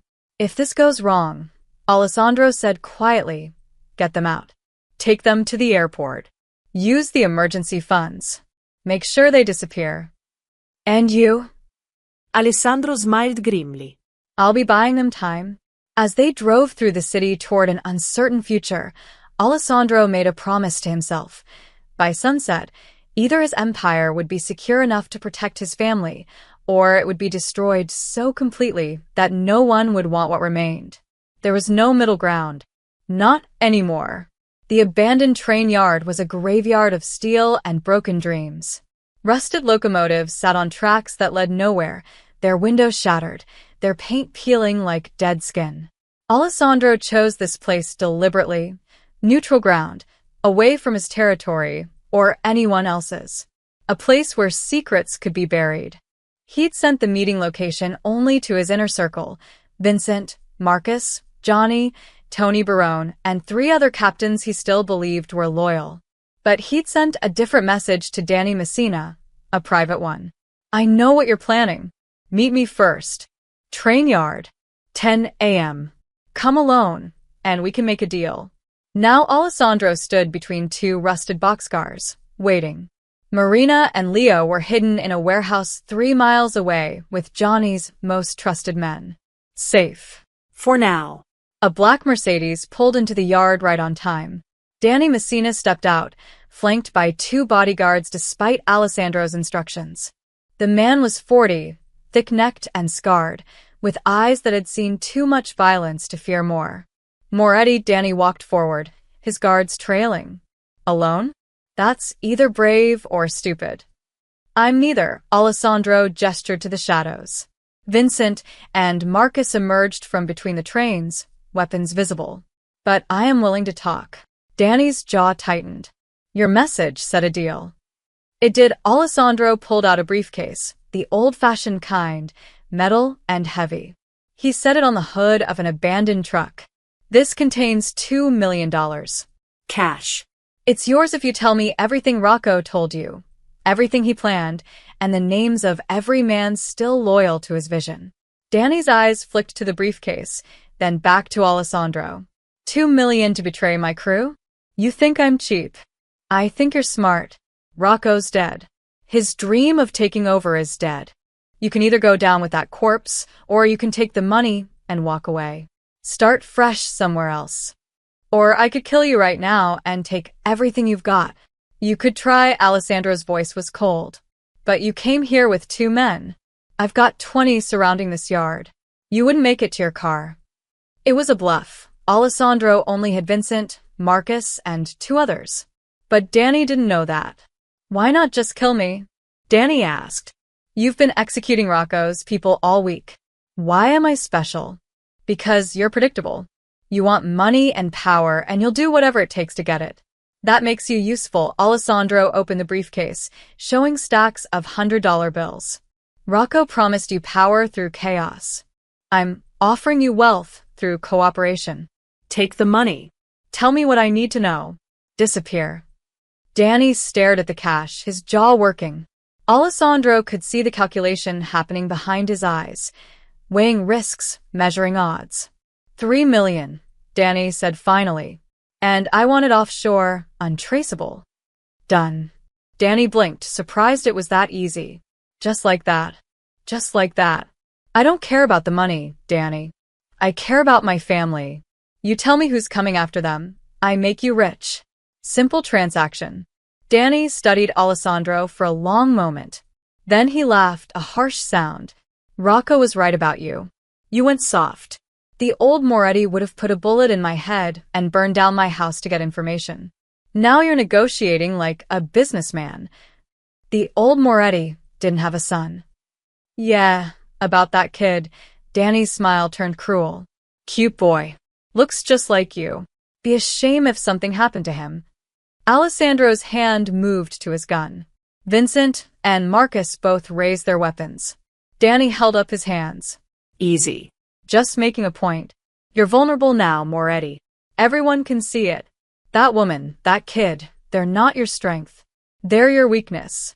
And in this world, weakness gets exploited. Is that what you're doing? Exploiting my weakness? I'm considering my options. Danny pulled out his own phone, showing the same photo he displayed at the dockyard. Marina and Leo sleeping. Sister Margaret was very helpful. Got me good shots, exact room location, guard patterns. Everything I need. Alessandro's blood ran cold. Sister Margaret is gone. Paid off and out of the city. Oh, I know. I paid her half before she left. Promised the other half after the job was done. Danny's smile widened. But here's the thing, Moretti. I don't need her anymore. I've got 5 men watching that warehouse where you think your family is safe. The warehouse on 5th Street with Johnny's crew. Did you really think I wouldn't follow you? The world tilted. Alessandro's mind raced. 5th Street was a decoy warehouse. He'd deliberately gone there first before moving Marina and Leo to the actual safe house. But if Danny had followed him there, if he'd seen the decoy and thought it was real... You're bluffing, Alessandro said carefully. Am I? Danny pulled up another photo, this one showing the outside of the 5th Street warehouse. 6 men on guard. 2 at the front, 2 at the back, 2 mobile. Changed shifts at 8 a.m. Real thorough security, Moretti. Almost like you're protecting something precious. Alessandro's mind worked frantically. Danny had fallen for the decoy. But if Alessandro showed any relief, any sign that he wasn't worried, Danny would know something was wrong. What do you want? Alessandro asked, letting anger show in his voice. Everything. Danny pocketed his phone. Your territory, your connections, your offshore accounts. You sign it all over to me, and I let your family live. You refuse, and my men move in. 1 phone call, Moretti. That's all it takes. I'd rather die. Oh, you won't die. Not at first, Danny's voice dropped, venomous. First, we'll take the kid. Raise him like Rocco wanted in the business learning the trade. Your woman gets to watch her son become everything she ran from. Then, maybe 10 years from now when the boy is just like you, we'll let you both die knowing you failed him. The threat was specific, detailed, designed to cause maximum pain. Alessandro felt rage building in his chest like a nuclear reaction. You have until tonight, Danny continued. 7 p.m. The big meeting you called at the warehouse district. Everyone will be there watching you. You'll stand up in front of your entire organization and announce you're stepping down, naming me as your successor, signing over everything. And you'll do it with a smile, or I make that call and your son disappears. And if I agree, you'll leave them alone? Scout's honor, Danny's smile was poison. They'll live out their lives in peace, while you rot knowing you gave up everything for nothing. Because that's what love costs in our world, Moretti. Everything. Alessandro stood there, letting Danny think he was broken, defeated. Letting him see a father's desperation instead of a predator's calculation. I need proof they're alive, Alessandro said quietly. Before I agree to anything, I need proof you haven't already moved on them. Fair enough, Danny made a show of texting someone. 30 seconds later, his phone buzzed. He showed Alessandro a new photo, the 5th Street warehouse, timestamp from 2 minutes ago.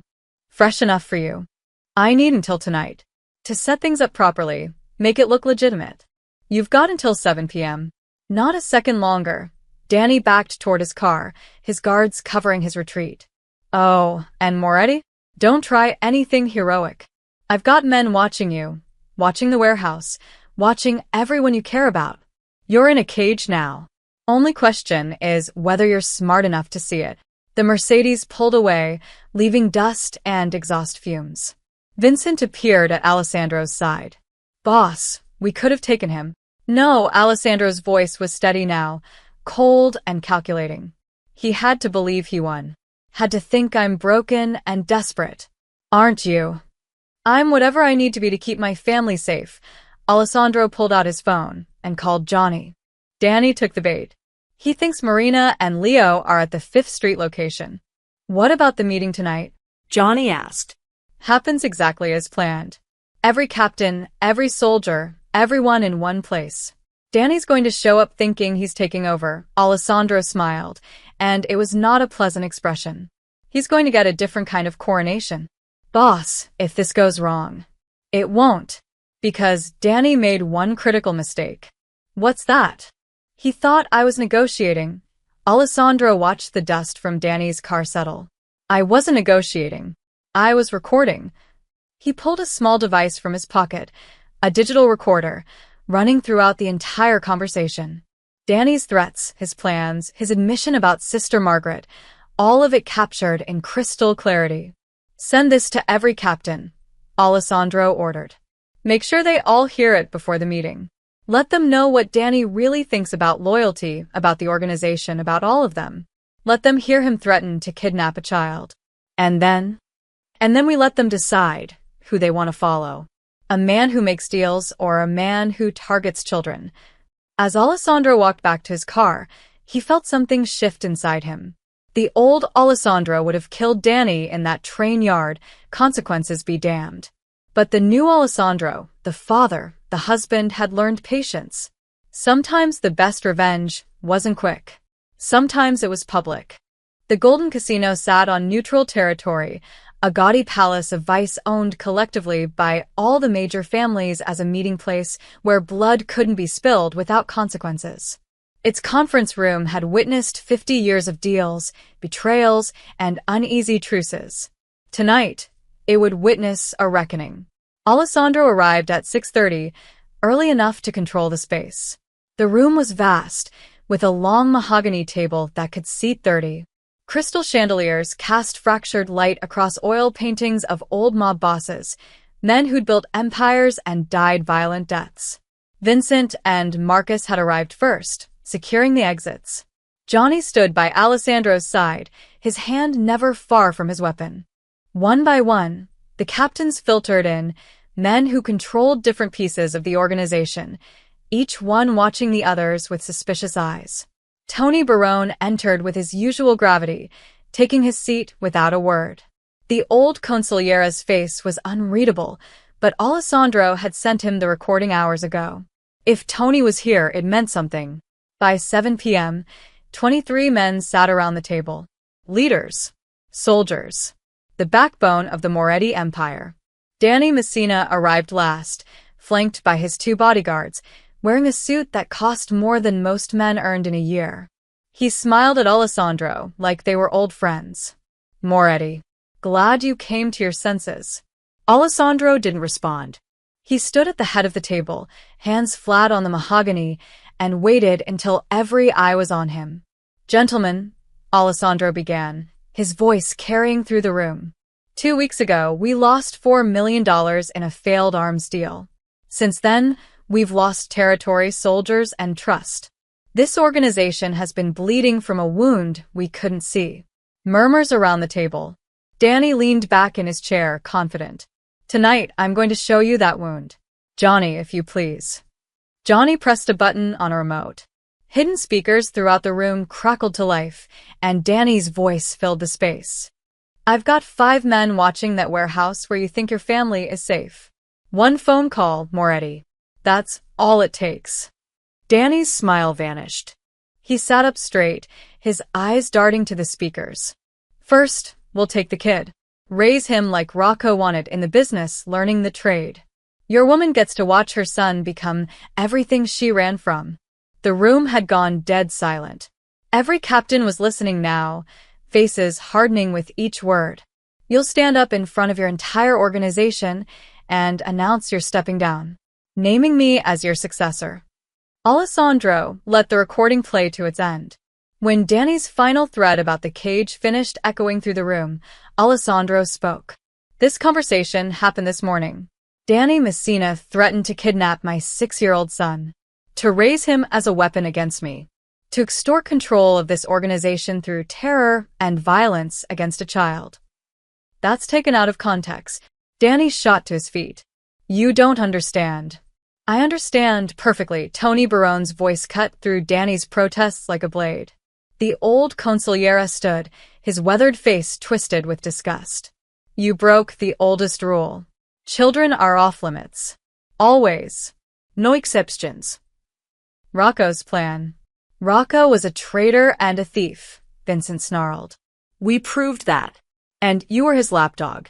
"I was trying to save this organization from a boss who'd gone soft." Danny's composure cracked.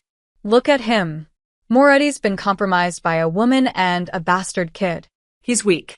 Distracted. While he's playing father, Our enemies are circling. So, your solution was to threaten a child? Marcus stood now, his massive frame towering. To extort your own boss. It was the only way. There is no way that justifies this. Tony's voice was final, absolute. In 50 years, I've seen bosses rise and fall. I've seen wars, betrayals, coups. But never, never have I seen someone threaten a child and survive it. Danny looked around the table, seeing his support evaporate in real time. Men who'd been neutral were now hostile. His own allies were backing away. You all heard the recording, Danny said desperately. Moretti admitted he's vulnerable. He said he'd give up everything for his family. That's weakness. That's humanity, Alessandro said quietly. Something you've apparently forgotten. Danny's hand moved toward his jacket. Fast. Practiced. But Alessandro was faster. The gunshot was deafening in the enclosed space.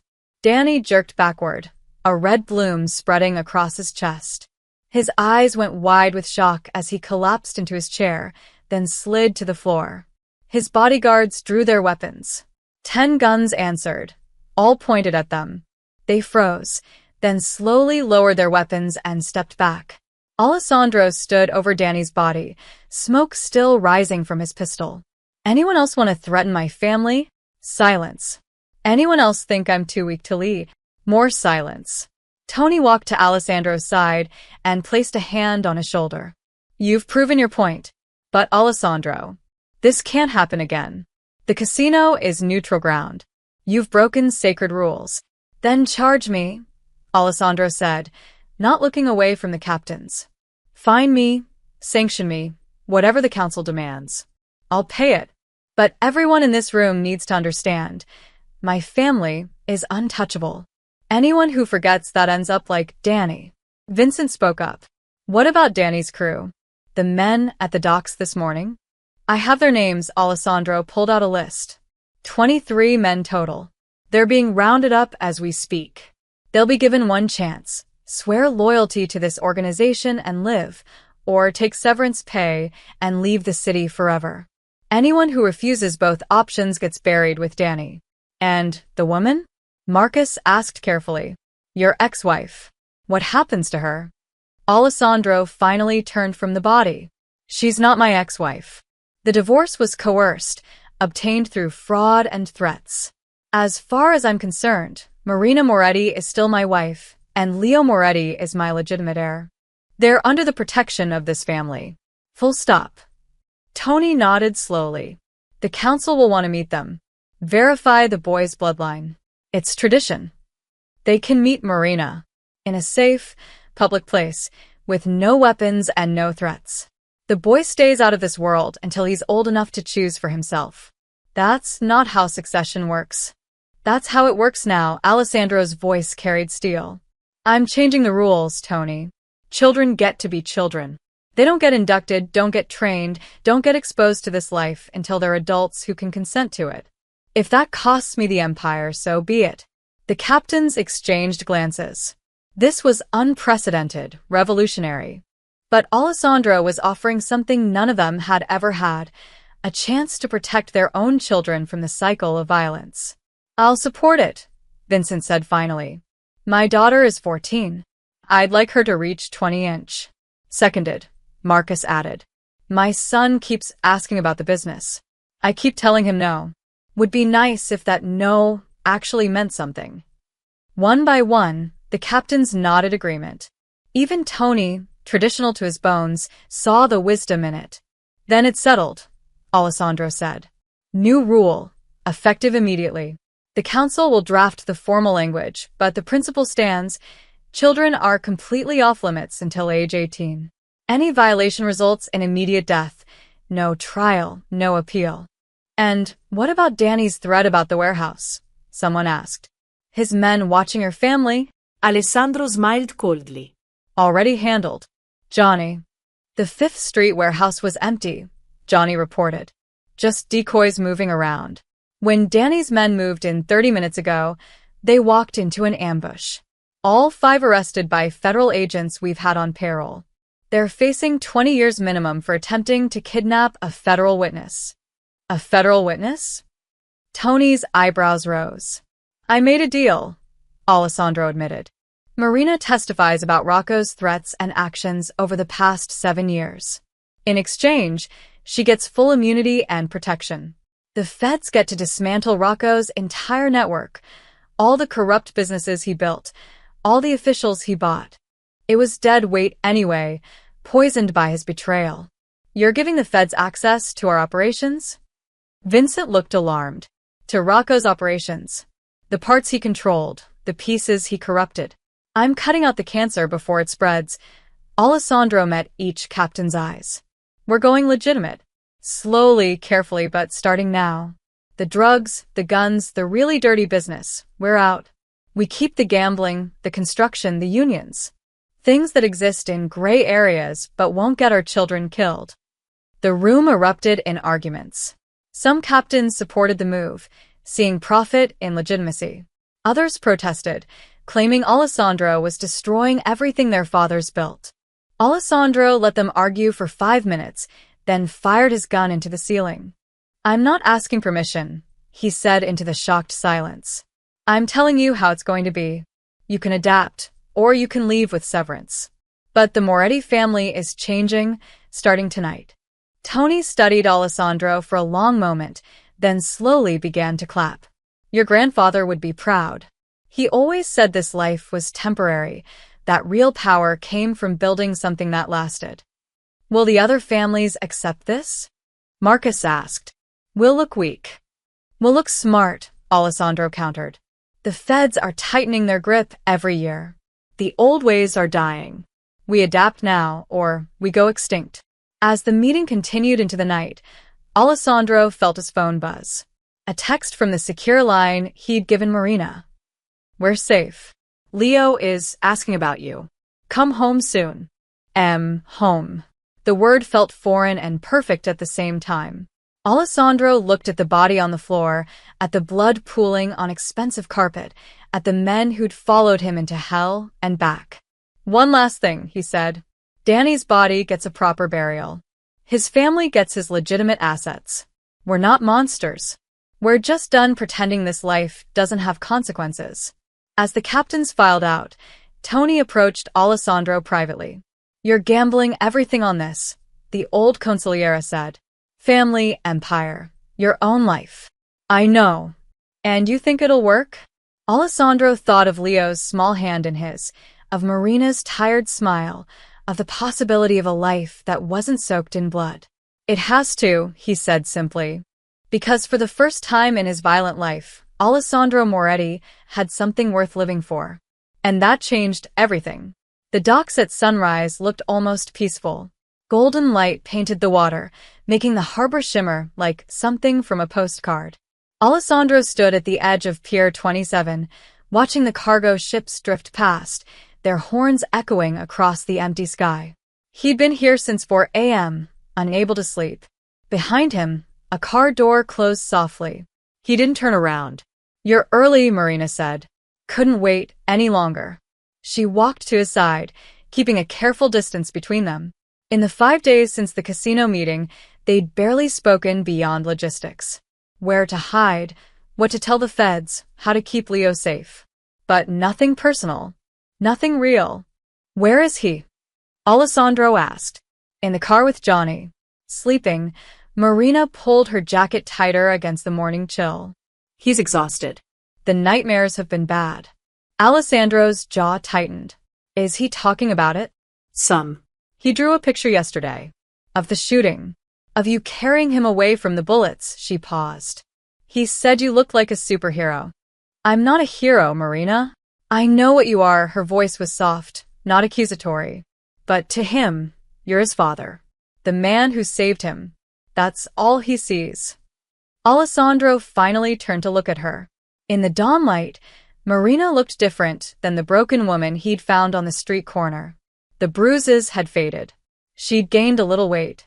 But her eyes still carried the haunted look of someone who'd spent 7 years running. The feds finished the paperwork yesterday, Alessandro said. New identities for both of you. Social security numbers, birth certificates, complete backstories. Marina Foster and Leo Foster. Mother and son from Oregon, relocating for work. Foster, Marina repeated. That's generic. That's the point. You'll blend in. Disappear. Alessandro pulled an envelope from his jacket. 2 tickets to Seattle. Flight leaves in 4 hours. There's an apartment already rented, 6 months prepaid. Bank account with $500,000. Everything you need to start over. Marina took the envelope with shaking hands. $500,000? It's not enough. I wanted to give you more, but too much money raises flags. The feds are watching my accounts. Alessandro stared out at the water. There's a trust fund for Leo. $5 million. He gets access when he turns 18. If he wants college, a business, whatever, it'll be there. Alessandro. And there's a name in there. A lawyer in Seattle. If anything happens to me, if you ever need anything, you call him. He'll handle everything, no questions asked. You make it sound like I'm never going to see you again. Alessandro didn't answer. Couldn't answer. Marina stepped closer. Tell me what you're planning. I'm planning to keep you safe. Both of you. By sending us away? By cutting us out of your life. By giving you the chance I never had, Alessandro's voice cracked. The chance to be normal. To live without looking over your shoulder. To let Leo grow up without knowing what his father really is. Leo already knows who his father is. He knows you saved us. This time. What about next time? Or the time after that? Alessandro turned to face her fully. Danny was right about one thing, Marina. You and Leo are my weakness. As long as you're in my life, you're targets. Every enemy I make, every deal that goes wrong, every grudge someone holds, it all comes back to you. So, you're just going to abandon us. I'm going to protect you the only way I know how. By staying away. Marina's eyes filled with tears. That's not protection. That's cowardice. The word hit like a slap. Alessandro flinched, but didn't argue.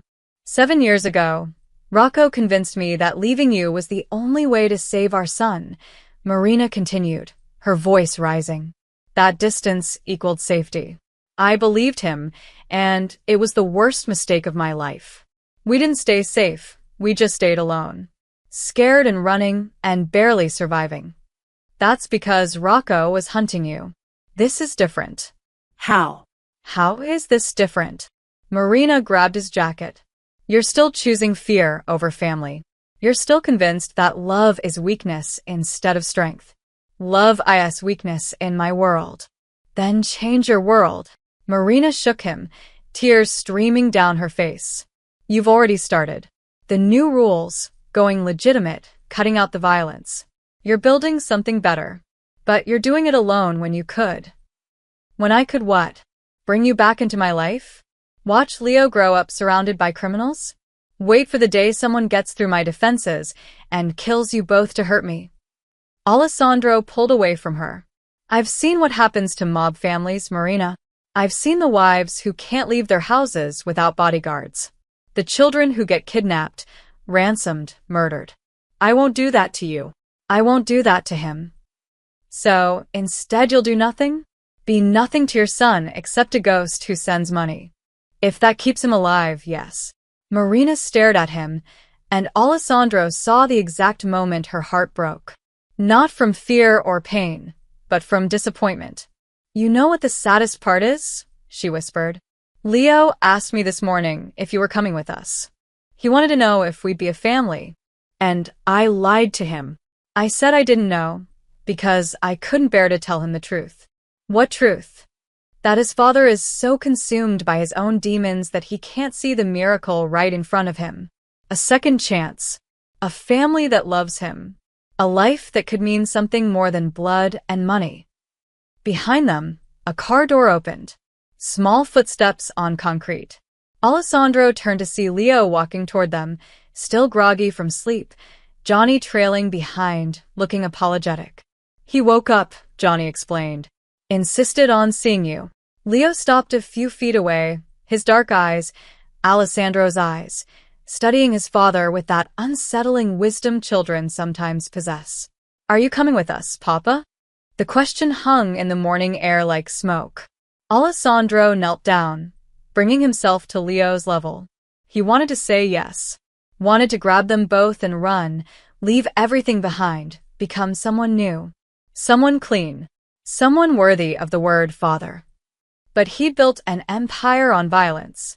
He'd made enemies who would never stop hunting him. And as long as he lived, as long as his name meant something in the criminal underworld, Marina and Leo would never truly be safe. No, Budi. I'm not. Leo's face crumpled. Why not? Because there are bad men who want to hurt Papa. And if Papa stays with you, those bad men might hurt you too. Alessandro reached out, cupping Leo's small face. But I'm going to keep fighting those bad men. Keep making them go away. So that one day, when you're all grown up, there won't be any bad men left. That's going to take a long time, Leo said, his voice thick with tears. Yeah, it might. Will you forget about us? Never. Alessandro pulled Leo into a hug, holding his son like he could absorb the boy into his bones, keep him safe through sheer force of will. Not for a single second of a single day. You're my son. That means forever. Leo buried his face in Alessandro's shoulder. I don't want to go without you. I know, but you have to be brave for Mama. Can you do that? A small nod against his chest. Alessandro stood, lifting Leo in his arms one last time. He walked to Marina, placing their son in her arms where he belonged, where he'd be safe. There's one more thing in the envelope, Alessandro said quietly. A phone number. Completely secure, untraceable. If Leo ever wants to talk to me, if he ever has questions or just needs to hear my voice, that number will always work. Always. Marina clutched Leo tighter. Alessandro. And when he turns 18, if he wants to know who his father really was, if he wants to meet me, Alessandro's voice broke. If I'm still alive, I'll be here. But it has to be his choice. Not mine, not yours. His. What if he chooses to never see you again? Then I'll spend the rest of my life knowing I did the right thing, even if it destroyed me. Alessandro stepped back before he could change his mind, before the need to hold them both became too strong to resist. Johnny appeared at his side, solid and dependable. Johnny will drive you to the airport, Alessandro said. Private terminal, no security lines. The plane is chartered under a corporate account that can't be traced back to me. When you land in Seattle, there'll be someone waiting. A woman named Sarah. She's a social worker, completely clean, doesn't know anything about my business. She'll help you get settled. You've thought of everything, Marina said bitterly. I've tried. Marina shifted Leo in her arms and walked to the car. But at the door, she stopped and turned back. You could have had a family, Alessandro. A real one. Love. Normalcy. Everything you never got as a child. It was right here, right in front of you. I know, Alessandro said softly. And instead, now you do. The car door closed. The engine started. Alessandro watched the vehicle pull away, carrying his entire world with it. Leo's small face appeared in the back window, palm pressed against the glass. Alessandro raised his hand in farewell, kept it raised until the car disappeared around a corner. Then he stood alone on the pier as the sun climbed higher, painting everything in shades of gold that felt like mockery. The city was waking up around him, his city, his empire, his curse. Johnny reappeared, having circled back after seeing Marina and Leo off. Boss, what now? Alessandro pulled out his phone and looked at the messages waiting. 3 captains needed decisions. The feds wanted another meeting. The construction union was threatening a strike. 100 small crises that made up the daily operation of a criminal empire trying to go legitimate. Now. Alessandro pocketed the phone. Now we build something better. Something clean enough that when Leo turns 18, if he chooses to know me, I won't be ashamed of what I've become. That's a tall order, boss. I've got time. Alessandro started walking toward his own car. And I've got motivation. That's more than I had yesterday. As they drove back into the city, Alessandro caught his reflection in the window. He looked older, harder, like he'd aged a decade in 2 weeks. But his eyes held something they hadn't before. Purpose. For 35 years, Alessandro Moretti had been a criminal, a killer, a king of a dark empire. He'd built his throne on bones and ruled through fear. Now he would be something else, something harder. He would be the ghost father who loved his son enough to let him go, who stayed in hell so his family could live in heaven, who became the monster so they could be human. It wasn't the ending he'd wanted. It wasn't the family reunion movies promised. But it was real. It was sacrifice. It was love measured in absence, insecurity, in the quiet knowledge that somewhere in Seattle, a boy named Leo Foster would grow up safe, happy, and free. And Alessandro Moretti would spend every day for the rest of his life making sure no shadow from his past ever darkened that future.